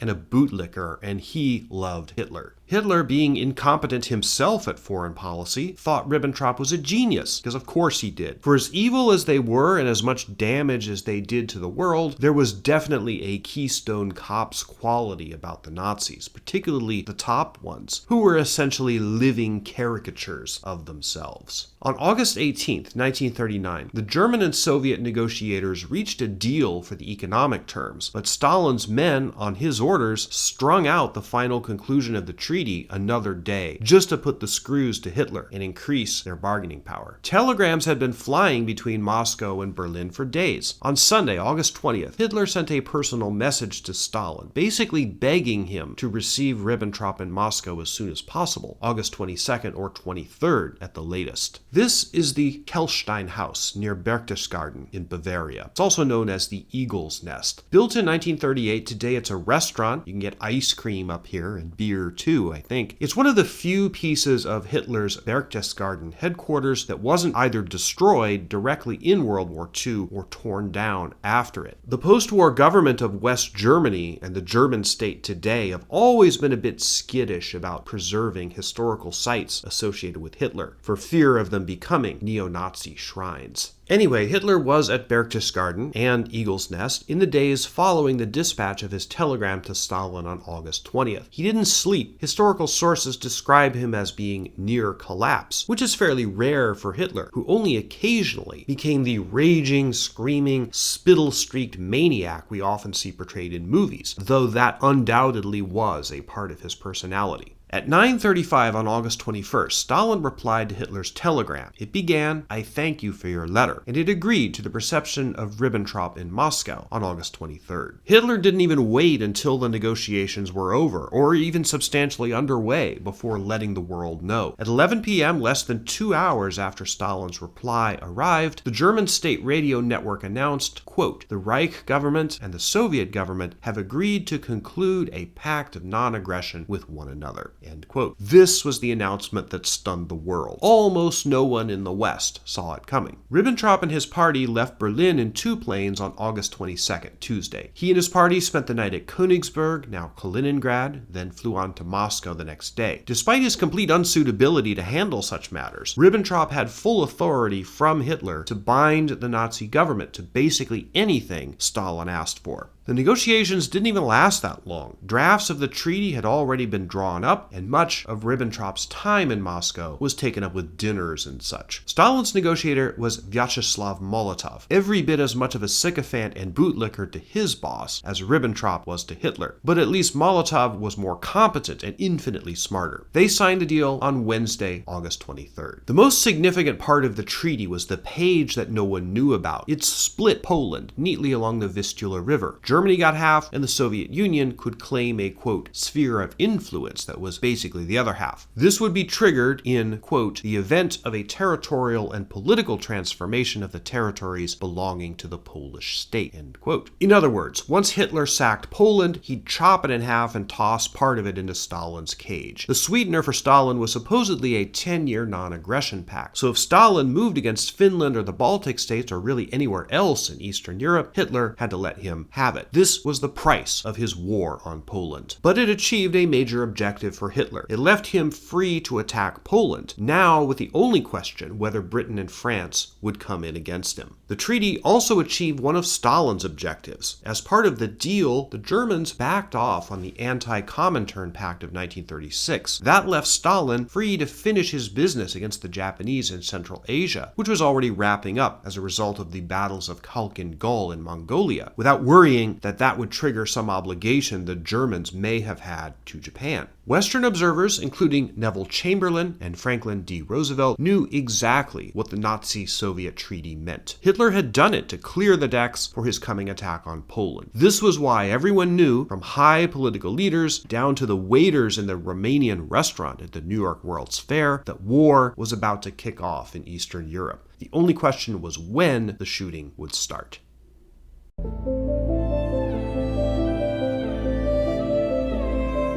European capitals had been preparing for wartime conditions for quite a while before August 1939, but events of that month stepped up the efforts. The government of the UK had been quietly, and also not so quietly, taking steps to prepare the civilian populace for war, even before the Munich crisis, when war between Britain and Germany looked likely. The British government created the Air Raid Wardens Service in April 1937 to train civilians as, well, air raid wardens, who would be tasked to enforce blackout restrictions. They wanted 800,000, but in the first year got only 200,000. There was a huge boost in participation, however, after Munich. The British government also began distributing air raid shelters and materials to build them. One of the most widespread kits was called the Anderson shelter. It was 2 curved sheets of corrugated metal bolted together up top and dug 3 feet into the ground. Once set up, you were supposed to cover the shelter with at least 18 inches of soil. Anderson shelter can be seen in the famous 19 1942 film Mrs. Miniver. One of the most visible symbols of war preparation was the gas mask. Fear that the Germans would use chemical weapons was widespread and pervasive because of the experience of World War I. Poison gas had been used extensively in the trenches, but Germans had utilized airships to bomb British territory during the war. And although they never used gas in those attacks, the fear that they would this time was very real. The British government began rolling out gas masks, especially in southeastern England, in the summer of 1938. Some were stockpiled by the government to be given out free in emergencies, but some were also delivered to stores for sale. 10 shillings was a common price for a gas mask. Whether and how children should be best acclimated to gas masks was a big issue in Britain that year. An editorial in the Midland Daily Telegraph from July 1938 complained that these preparations were scaring kids. Quote, "Thousands of school children throughout Britain are becoming potential neurotics because of unfortunate war talk. Visions of a world of gas masks, of leering adults, of power-diving warplanes have generated so much emotion that little minds and bodies are succumbing to the vile onslaught." End quote. By August 1939, with war imminent, that kind of talk was much scarcer. People carried gas masks everywhere. Some businesses, like restaurants, refused service to people without them. There was talk of evacuating children from London and other population centers to other parts of the UK, out of the presumed range of German bombers.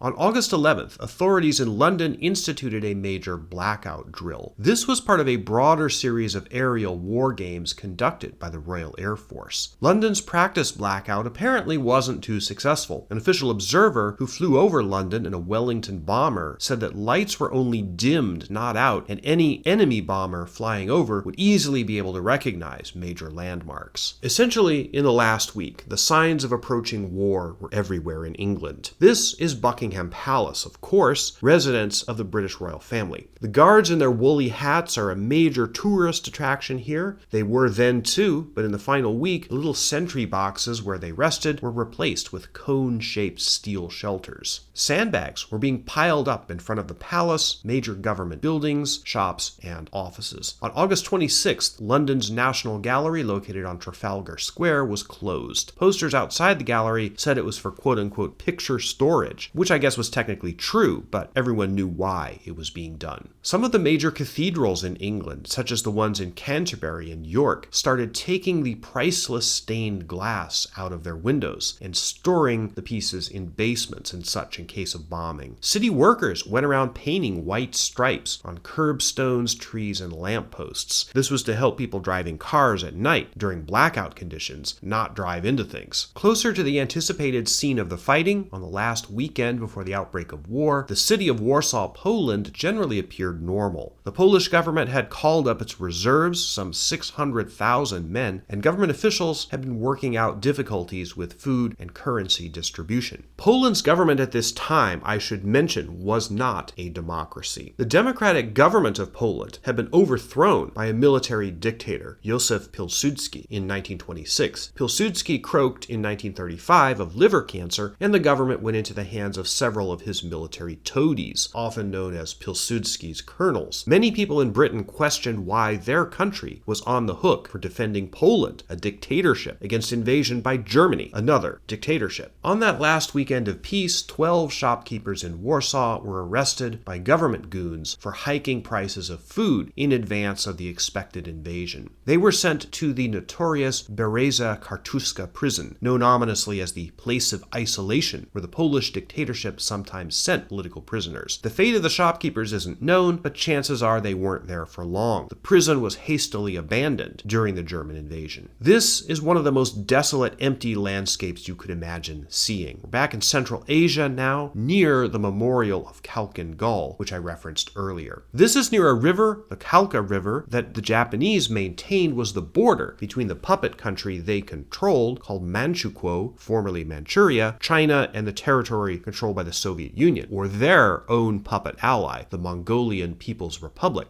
communist Mongolia. The conflict between the Soviet Union and Japan in this part of the world has come up a couple times in this video, including in the last chapter. Well, during August 1939, probably the biggest campaign in this war, usually called the Battle, or battles plural, of Khalkhin Gol, were going on, mostly out of the view of the world's press. The latest round of border skirmishes had erupted in May. In July, the Japanese launched a major offensive. They failed to inflict a major defeat on the Soviets and Mongolians. On August 20th, 1939, the same day that Hitler was anxiously awaiting Stalin's reply on the non-aggression pact negotiations, the Soviets launched a huge counterattack. Commander was Georgy Zhukov, who would go on to be the Soviet Union's most important military commander in World War II against the Germans. For the last 10 days of August 1939, massive tank battles were going on in this wide-open landscape. Air power was also heavily used. This was a fairly big battle, 7, 8, or possibly as high as 9,000 killed on each side. The Soviets emerged victorious, encircling and trapping several major Japanese units. The fighting at Khalkhin Gol was mostly over by August 31st, the last day of peace in Europe. On September 15th, 1939, the Japanese quietly signed a ceasefire with the Soviet Union.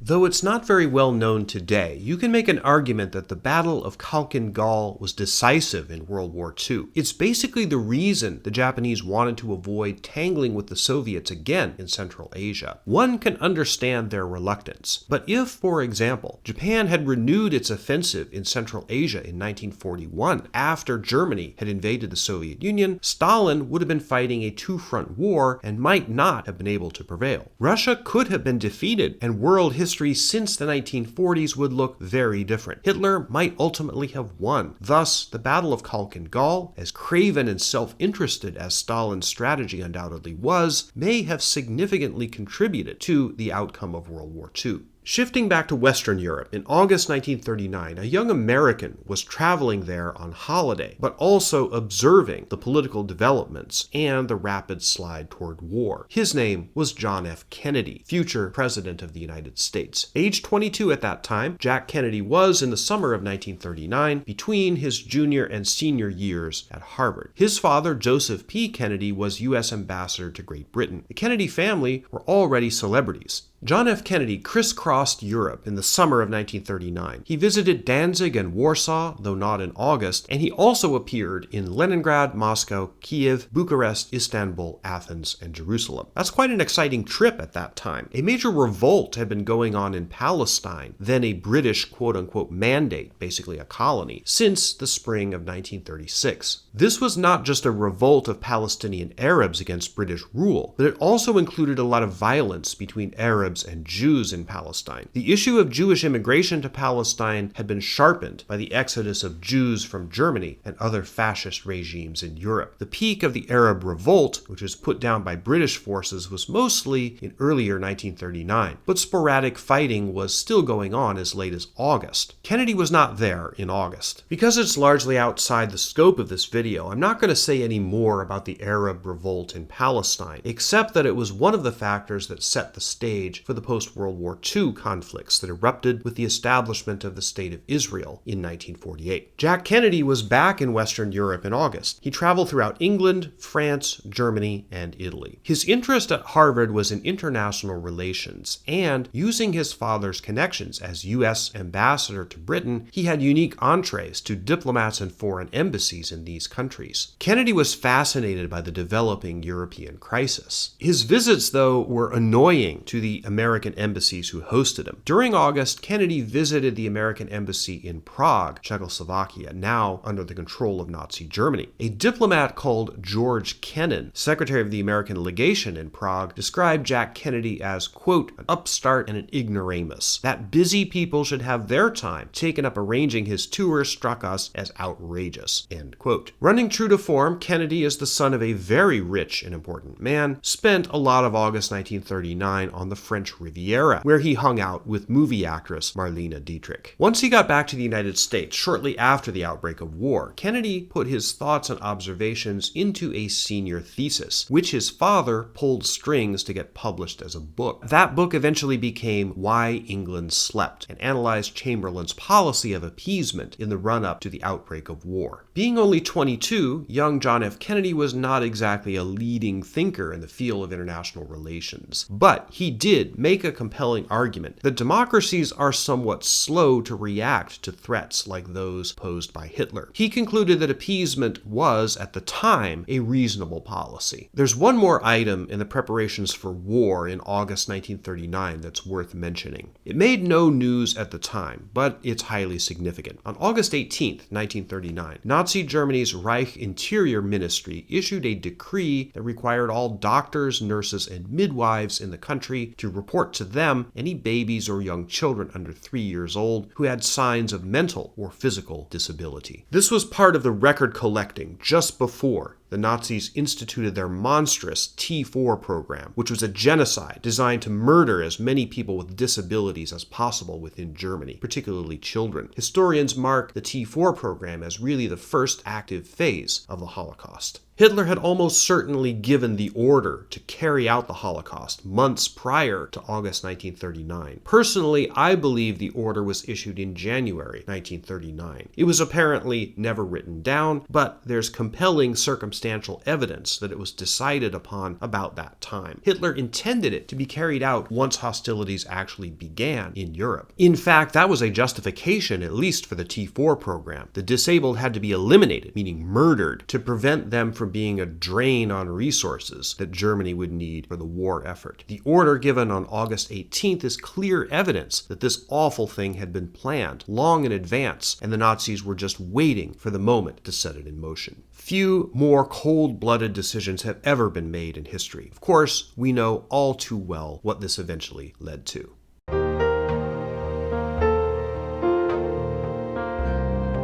One of the most interesting aspects of the story of August 1939, at least to me, is the role of the great ocean liners in that broader story. I'm an ocean liner buff. Some of my earlier videos on this channel, before I started doing the long deep dives, attest to that. The great floating palaces of the 20th century were arguably at their peak at the end of the 1930s. Although there was transatlantic air service at this time, which I talked about in my Pan Am video, the main means of travel between North America and Europe was the passenger liner. The big superliners were not merely an integral part of the economic and cultural communication between the old world and the new, but they were also expressions of national prestige. Three of the biggest ocean liners, the Normandy from France, Bremen from Germany, and the newest of them, Queen Mary from Great Britain, were all built with heavy subsidies from their national governments. They were also potential military assets, subject to being commandeered and turned into troop transports in times of war. Consequently, where these liners were and what they were doing when war broke out was vitally important to the national interests of all the countries involved. On August 1st, 1939,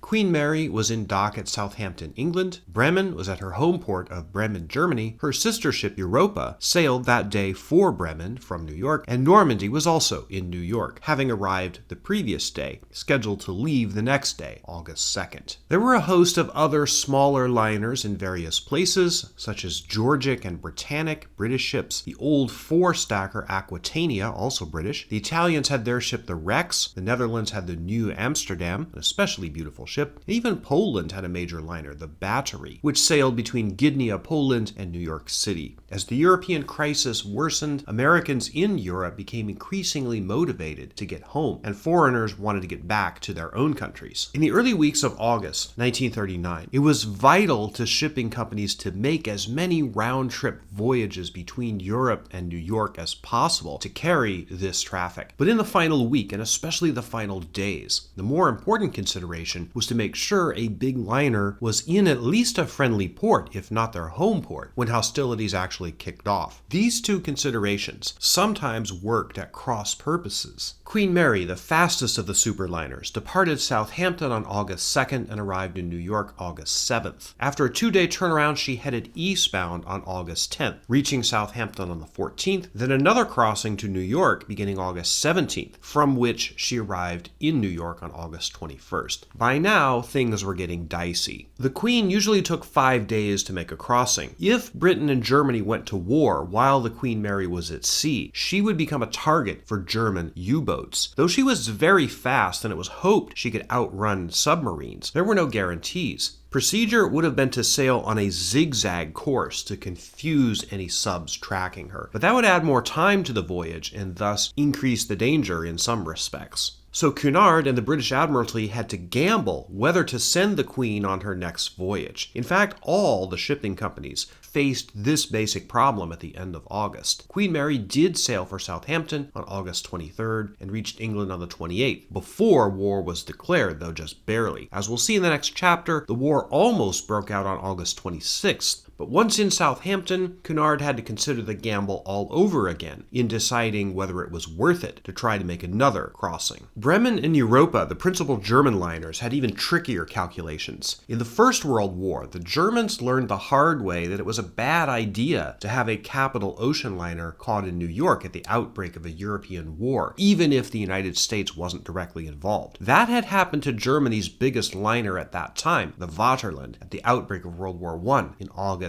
1914. The Germans had thought it too risky to try to bring her back. The British Navy blockaded the coast of Germany, so they left her at the pier in New York for almost the whole war. But when the U.S. declared war on Germany in April 1917, suddenly Vaterland was enemy property on American soil and could be and was seized as war contraband. Americans turned Vaterland into a giant troop transport renamed Leviathan, which made a huge difference in shuttling American troops to France. I did a video on that. The Germans didn't want something like that to happen again. On August 22, 1939, the day before the Nazi-Soviet pact was finalized, both Bremen and Europa, they were sister ships, were scheduled to sail, but on opposite sides of the Atlantic. Ultimately, they both did. Europa was headed eastbound toward Bremerhaven. On August 26, the day Germany almost attacked Poland, the Kriegsmarine, Hitler's navy, ordered all German merchant ships to return to German-controlled waters as quickly as possible. Europa was already headed that way, but Bremen was going the opposite direction. Her captain decided it was worth the risk to continue to New York, to disembark her passengers first before heading back. Both Bremen and Europa reached their destinations on Tuesday, August 29th. Europa was safe in German waters. In fact, she never left the port of Bremerhaven. When war broke out a few days later, she was kept there, and she was still there at the pier when American troops entered Bremerhaven in 1945 and captured the ship. Bremen, though, the ship, reached New York at a crucial stage. War was going to break out any day. American authorities, up to and including President Roosevelt, considered whether Bremen's presence in New York, if Germany went to war in the next few days, would be either a threat to American neutrality or potentially an asset in the long term, as Vaterland/Leviathan had been. Ultimately, Bremen was given a thorough and highly unusual inspection by the U.S. customs officials in New York, who went over the ship with a fine-tooth comb and also checked the papers of all the crew members. This was also done to Normandy, which I'll get to in just a moment. There was talk of holding the ship's quick turnaround departure in order to fumigate her, but it's not clear what the pretext for that would have been, and it didn't end up being done anyway. Ultimately, the inspection was completed and Bremen was cleared for departure. In this last critical week, Normandy, the French liner, had the most harrowing time. She had left New York for France on August 16th, before the pact was announced and war seemed imminent. The French line had to go through the same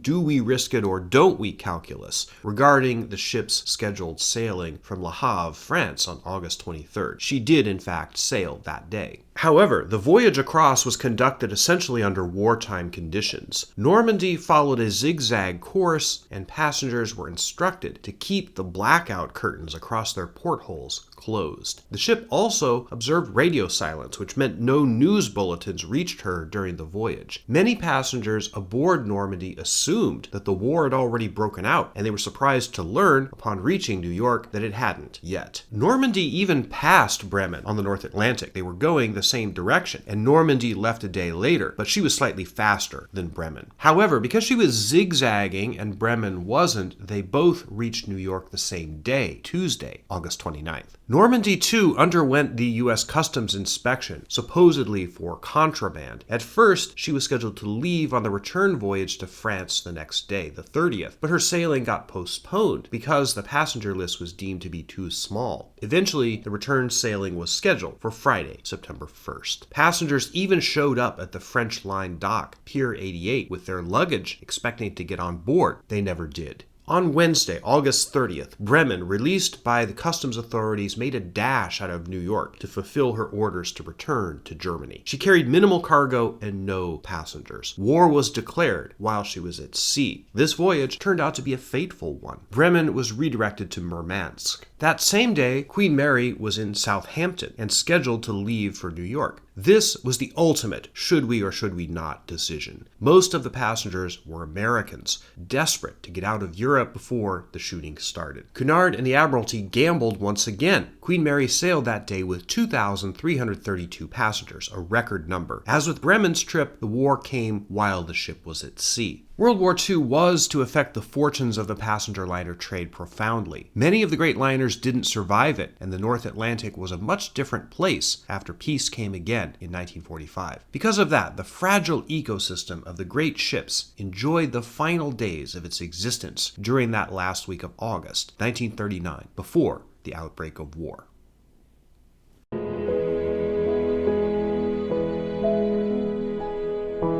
As one might expect, there was a flurry of diplomatic activity at the end of August 1939, just before the German attack on Poland. A great deal has been written on this, and in some ways it's tempting to delve into the minutiae of it, the twists and turns of diplomatic proposals that went back and forth between Germany and the Western Allies, and the frantic travels of diplomats, especially one called Berenguer. But I'm going to resist that temptation and try to take a more bird's-eye view. The reason is this: very little of the diplomacy that went on in late August 1939 had any real purpose or any chance of affecting the outcome. Hitler had decided on his war against Poland months before, and nothing short of the Poles' wholesale surrender of large chunks of their territory and the surrender of the free city of Danzig could have stopped him from attacking. Hitler deluded himself that the question of whether Britain and France would really fight for Poland was an open one. It wasn't. Chamberlain, through Britain's ambassador to Germany, Neville Henderson, had made it perfectly clear over and over again that the UK would back up its commitments to Poland. Hitler simply couldn't bring himself to believe it. So he thought there was at least some chance, however small, that a diplomatic or political proposal might keep the British and French out and allow him to annihilate Poland unmolested. The bigger question in these final days for Hitler was whether his ally, Mussolini's Italy, would join him in war against the Western Allies if it came to that. There was a similar question regarding Hungary, another fascist country. Count Galeazzo Ciano was Italy's Minister of Foreign Affairs and basically Mussolini's diplomatic conduit to Hitler and the Germans. Ciano, incidentally, was married to Mussolini's daughter. On August 13th, 1939, Ciano met with Ribbentrop, the ridiculous Nazi foreign minister, at an estate near Salzburg, Austria. In their meeting, Ribbentrop made it clear that Germany was going to attack Poland no matter what, and the whole Danzig thing was just a pretext. Ciano and Mussolini had known that a general European war was coming, but their understanding was that Hitler was not going to provoke it until about 1942, when Germany and Italy were better armed and more ready for it. Ciano shortly went to Obersalzberg to meet Hitler, where he told him to his face that he didn't believe the Führer's assurances that Britain and France would not fight for Poland. From that point on, Ciano saw his job as persuading his father-in-law not to join Germany on its reckless course of war. Ultimately, he succeeded. After Mussolini was notified by Hitler that hostilities with Poland were about to start, Il Duce sent a telegram to the mustache mustache on August 25,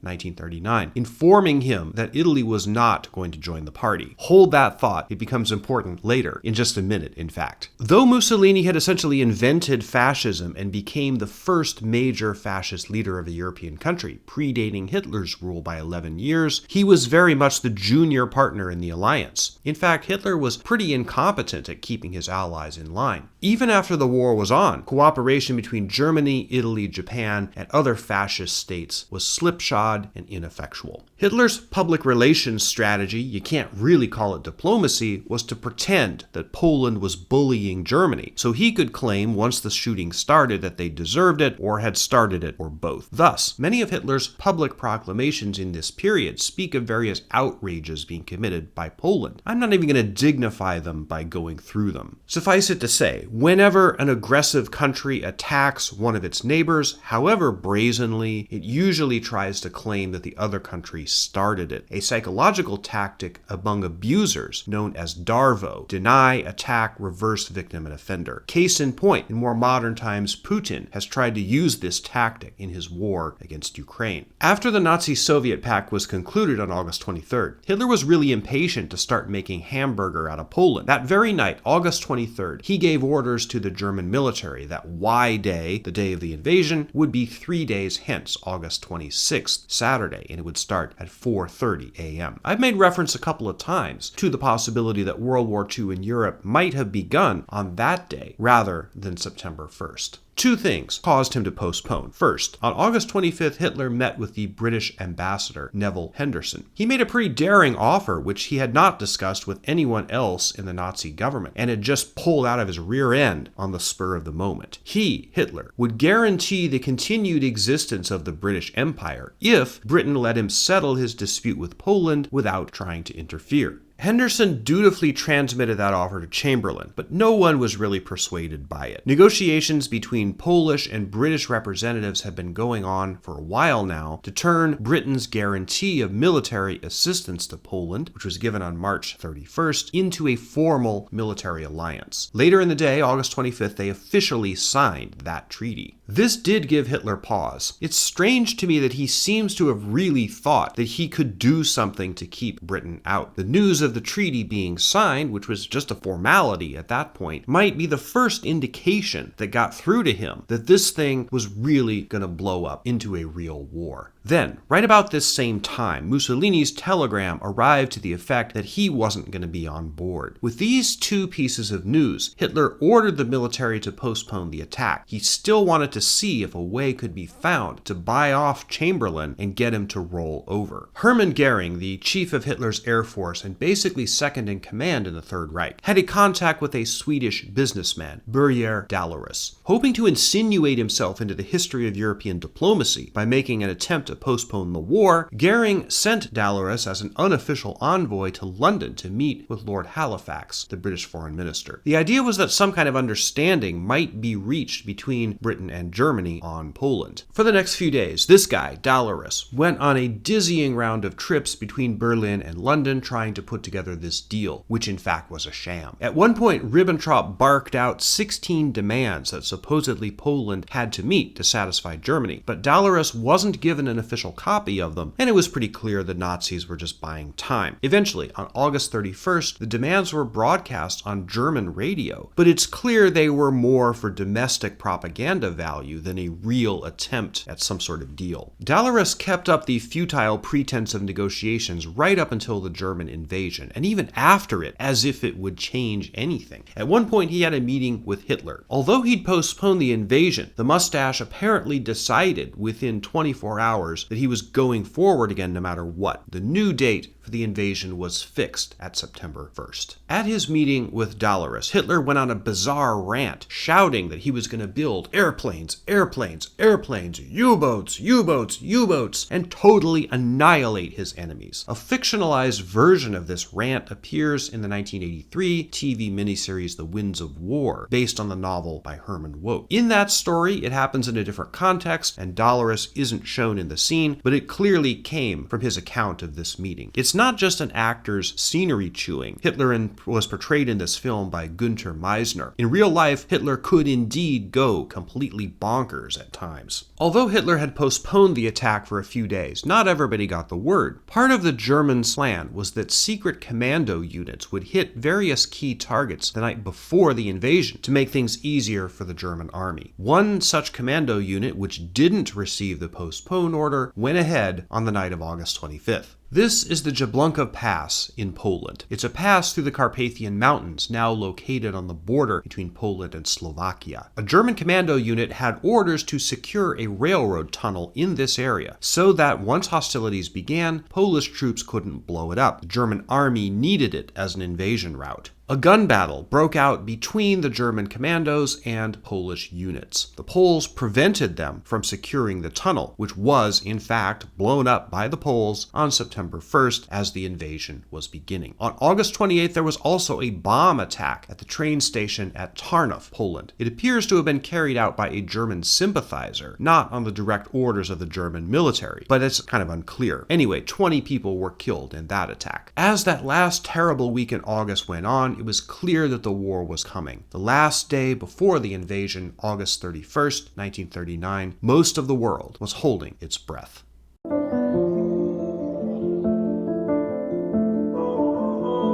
On August 31st, 1939, the high temperature in New York City was 67 degrees Fahrenheit, 19.4 degrees Celsius. It was cloudy and some light rain was recorded. There was a storm in the Atlantic off the coast of Nantucket that day. In Paris, the weather was fair and 76 degrees. Berlin, fair and 70 degrees. President Franklin Roosevelt, back from his vacation, was at the White House. Eleanor Roosevelt, however, was away. As you recall, she'd visited the New York World's Fair the previous day. On Thursday, August 31st, she was in Newport News, Virginia, for the official launch of the new ocean liner America. This was just the launching of the ship, not its entry into service. America had been designed by William Francis Gibbs, the famous naval architect who supervised the conversion of the German liner Vaterland into the troopship Leviathan during World War I. He would later go on to design the SS United States, the fastest ocean liner of all time, in the 1950s. The America, when it went into service in 1940, was the largest passenger liner flying the American flag at that time. For that distinction, it replaced a liner called the Washington, which arrived in New York City at 8:30 a.m. on August 31st, 1939, having left Hamburg, Germany on August 22nd. Among the passengers who sailed on the Washington on that voyage were Sarah Delano Roosevelt, the mother of FDR, and Roosevelt's son, John, and his wife. Edward G. Robinson, actor, and his family were also aboard the ship. Eleanor Roosevelt came to visit the America to greet her mother-in-law and her son. That was just before she was driven to Newark to catch a plane that would take her to Newport News for the America launching ceremony. Signs of war were everywhere. Robinson, the actor who had been vacationing in France, told the New York Times that he and his wife decided to get out when they noticed hotel bellboys were receiving mobilization cards from the French army. On that day, August 31st, despite the last-minute diplomatic activity, Dolores was still at it, fussing over those 16 demands Ribbentrop had shouted at him. Many people in London went around with gas masks under their arms. Air raid balloons were already flying over the city. At 2:00 p.m. on August 31st, British news services announced that a mass evacuation of women and children would begin the next day, September 1st, from quote-unquote menaced areas of Britain, meaning areas that were potentially in range of German bombing, mostly in southeast England. The announcers added that this didn't mean that war was inevitable, but everyone got the idea. Also on August 31st, telephone service between the US and Europe was abruptly cut off. AT&T owned and operated the line, but the other end of it, the British Exchange, was controlled by the British Post Office. Suddenly during the day, the British Post Office informed AT&T that it would not put through any calls to or from the United States, except calls to the Bank of England. Communications with France were also cut off. all the telephone lines between the US and Europe routed through Britain. There was still wireless traffic and broadcast facilities operating, but on August 31st, 1939, you could not place a transatlantic telephone call. This was a sure sign that war was imminent. If there is ever to be another major world conflict, internet and phone service will probably go down for much of the world the day before it starts. Adolf Hitler made his final decision to launch World War II at about 12:30 p.m. Berlin time on that day. He issued Directive Number 1 for the conduct of the war, ordering Case White to commence at 4:45 a.m. The time was handwritten in red pencil, unclear whether it was Hitler or somebody else's handwriting. This is 36 West 11th Street in New York. Look at the third floor. On August 31st, 1939, a woman called Elizabeth Parker of Boston came to that third floor apartment to visit her friend Clarissa Curtis Cantacuzene when she smelled gas emanating from the apartment. Opening it, she found Clarissa, aged 38, dead in the kitchen, where she'd turned on 5 gas jets on the stove. Clarissa Cantacuzene had been suffering from depression. She was the ex-wife of a Russian emigre, Prince Michael Cantacuzene, son of a former aide-de-camp to Tsar Nicholas II of Russia before the revolution. Incredibly, Michael Cantacuzene, Clarissa's ex-husband, they divorced in 1935, was the great-grandson of President Ulysses S. Grant. The family tree is tangled there, but it is true. So, we return to Poland. This old stone portico, standing by itself in a park, is all that remains of a mansion called Sławenica Castle in Upper Silesia, Poland, 16 miles, 27 kilometers from Gliwice, where the radio tower was located. Sławenica was the staging area for the German commandos' attack on the radio station. This was not the only German attack scheduled for the night before the invasion. There were several similar attacks, all grouped under the name Operation Himmler, named for the grotesque SS chief who administered them. I already talked about the attack at Jablonka Pass. In addition to the radio station, there was a customs station, a railway station, a communications outpost, and some other sites on the Polish-German frontier that were attacked. In each case, dead people, concentration camp prisoners, murdered with lethal injections, were left laying around in Polish uniforms. And the narrative given for the German press was that these were attacks on German territory by Polish soldiers, an aggression that Hitler could supposedly use to justify his massive invasion of Poland. On the evening of August 31st, 1939, the commandos, under the direction of Alfred Naujoks, assembled and prepared at Sławenica Castle for their attack on the radio station. These and the other Operation Himmler incidents were essentially the first attacks in the European phase of World War II, assuming, of course, you define World War II in the usual terms. So, at least by one definition, World War II began in this room, the radio station at Gliwice, on the last night of August 1939. All the efforts for peace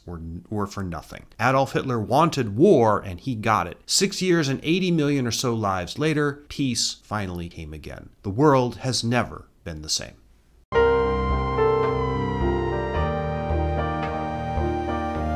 I'm not going to talk very much about what happened in the next few days, except in general terms. The Wehrmacht, the German army, attacked Poland on a broad front the following morning, September 1st, 1939. Hitler gave an infamous speech at the Kroll Opera House in Berlin, which was used as the Reichstag for most of the Nazi era. In this speech, he blamed Poland for attacking Germany and said, quote, "Bombs will be met with bombs." The usual lies and obfuscation from a dictator committing an act of international aggression. There is some evidence that Hitler still persisted in the delusion, even after September 1st, that the British and French wouldn't fight. On September 3rd, Sunday, when Ribbentrop informed him that the British had issued an ultimatum that if the mustache didn't immediately turn off the invasion, Britain would be at war with Germany, and that France would send in a similar ultimatum within an hour, Hitler is reported to have glanced at Ribbentrop and said, "What now?" as if he was surprised.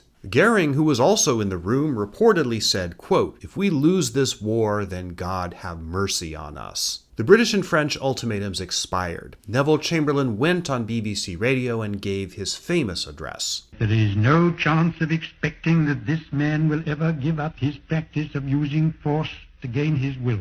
He can only be stopped by force. And we and France are today, in fulfillment of our obligations, going to the aid of Poland, who is so bravely resisting this wicked and unprovoked attack upon her people. This is where we started. You can consider the entirety of World War II the conclusion of this story, and I won't go through all of that. Here, for the record, are a few loose ends that I talked about that are worth highlighting as to what became of them. Alfred Naujax, the German commando who led the raid on the Gliwice radio station, continued to participate in various daring operations during the war until he was fired from the Nazi intelligence division for disobeying the orders of Heydrich, his boss. He surrendered to American troops in November 1944. He told the story of the Gliwice station attack possibly as a means to curry favor with the Allies. Some historians have expressed skepticism as to his story about the attack, but it does match up with what other facts are known about it. Naujax was put on trial in Denmark after the war for crimes against Danish resistance fighters. He got out of prison in 1950 and went into business in Hamburg, where he died in 1966.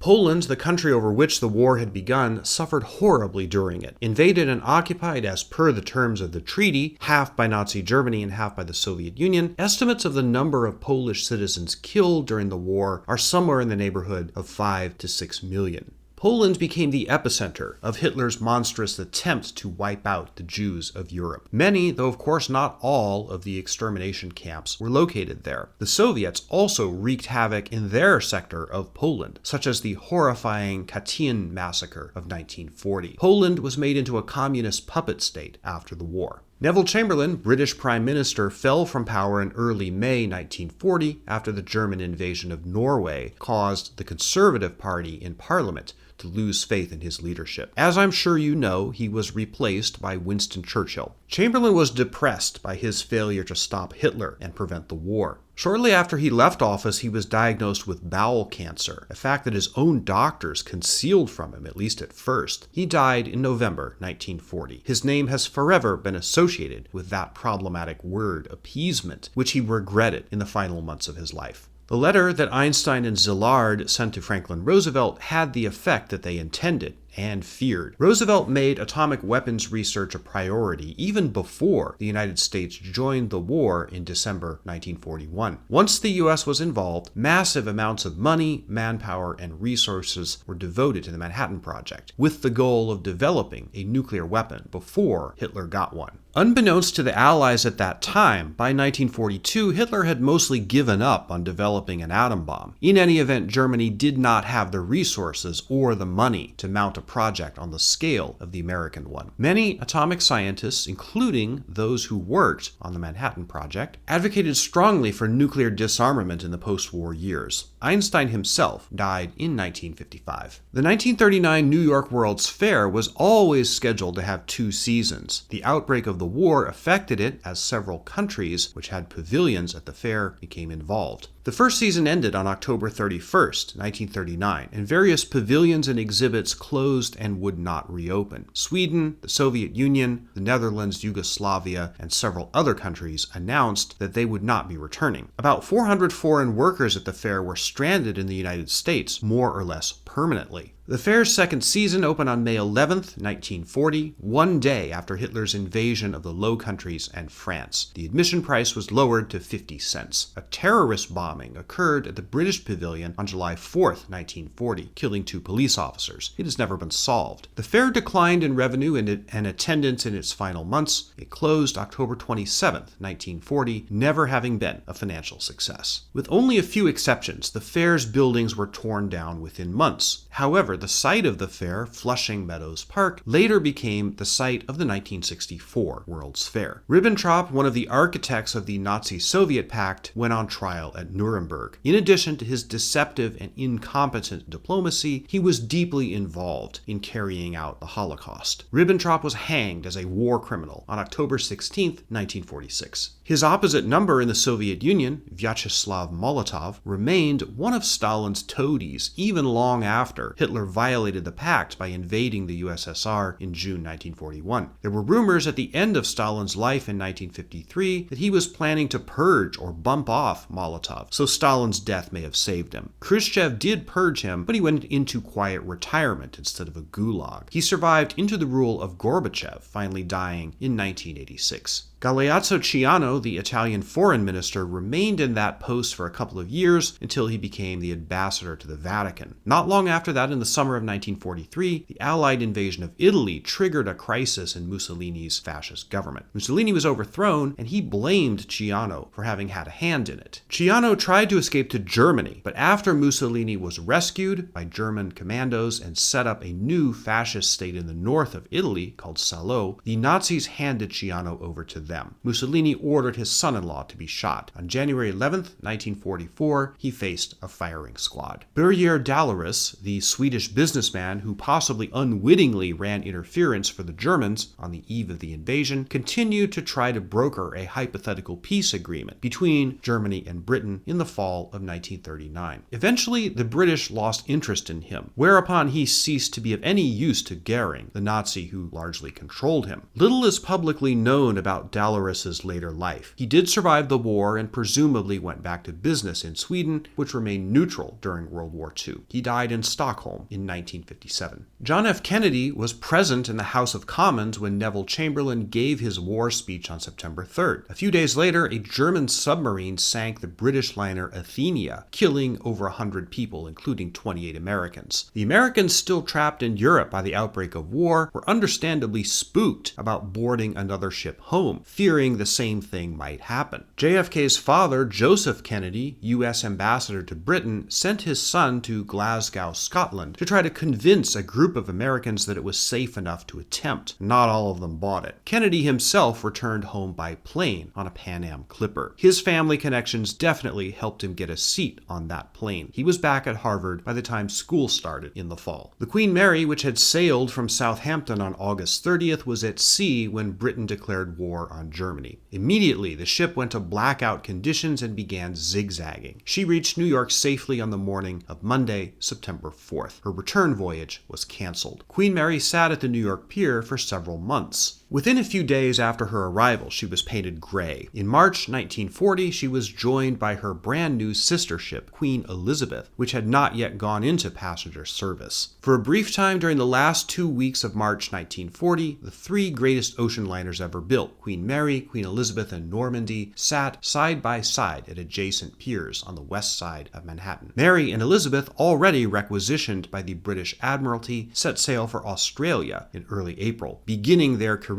as troop transports. Both eventually went back into civilian service after the war. They continued crossing the Atlantic until 1967 in the case of Queen Mary and 1968 Queen Elizabeth. Queen Mary still exists as a museum piece permanently moored at Long Beach in California. Of the great liners, Normandy had the saddest fate. After her return voyage to France was canceled on September 1st, while passengers were queuing up at the pier, she was put into mothballs and manned by a skeleton crew for the next 2 years. Being a French ship, her fate was uncertain after the fall of France to the Nazis in June 1940. Most of her crew did not want to come home for obvious reasons. In December 1941, when the United States entered the war, Normandy was seized as enemy property. Vichy France, Hitler's puppet state, technically declared war on the U.S. There was an immediate push to turn Normandy into a troop transport. While that process was going on, right there at the New York pier, a fire broke out aboard the ship on February 9th, 1942, due to lax safety procedures and just plain rank stupidity on behalf of the work crews responsible for her. The ship went up like a Roman candle and eventually settled on her side, half in and half out of the water of New York Harbor. Eventually, Normandy, probably the most beautiful ocean liner ever built, was raised and then cut up for scrap. She never sailed again as a troop ship or anything else. The SS America, the ship launched by Eleanor Roosevelt on the last day of peace, went into service as a civilian ocean liner in August 1940, but was converted into a troop transport, renamed the USS West Point after America joined the conflict. In 1946, she returned to civilian service and served until the early 1960s, until the aging liner was sold to a Greek line. She sailed under several different names and flags over the next few decades. In 1994, while under the name American Star, the ship grounded on the rocks in a storm off the island of Fuerteventura Palma in the Canary Islands. The wreck was left there to slowly deteriorate, which it did. If you've ever seen this dramatic picture or others like it, this is the former SS America, which started her life on August 31st, 1939. There are several videos on YouTube, not by me, about the sad fate of this ship. Today, in 2024, nothing is left of the wreck that's visible above the waterline. If you like this video, please give it a thumbs up, share it, recommend it to others, do all the stuff you normally do for a video you like. The sources I used to make this video are listed and in credits at the end and also in the description. Music credits are also at the end of the video, so if you're wondering what was that song I heard, that's where to look. No part of the research or writing of this video was done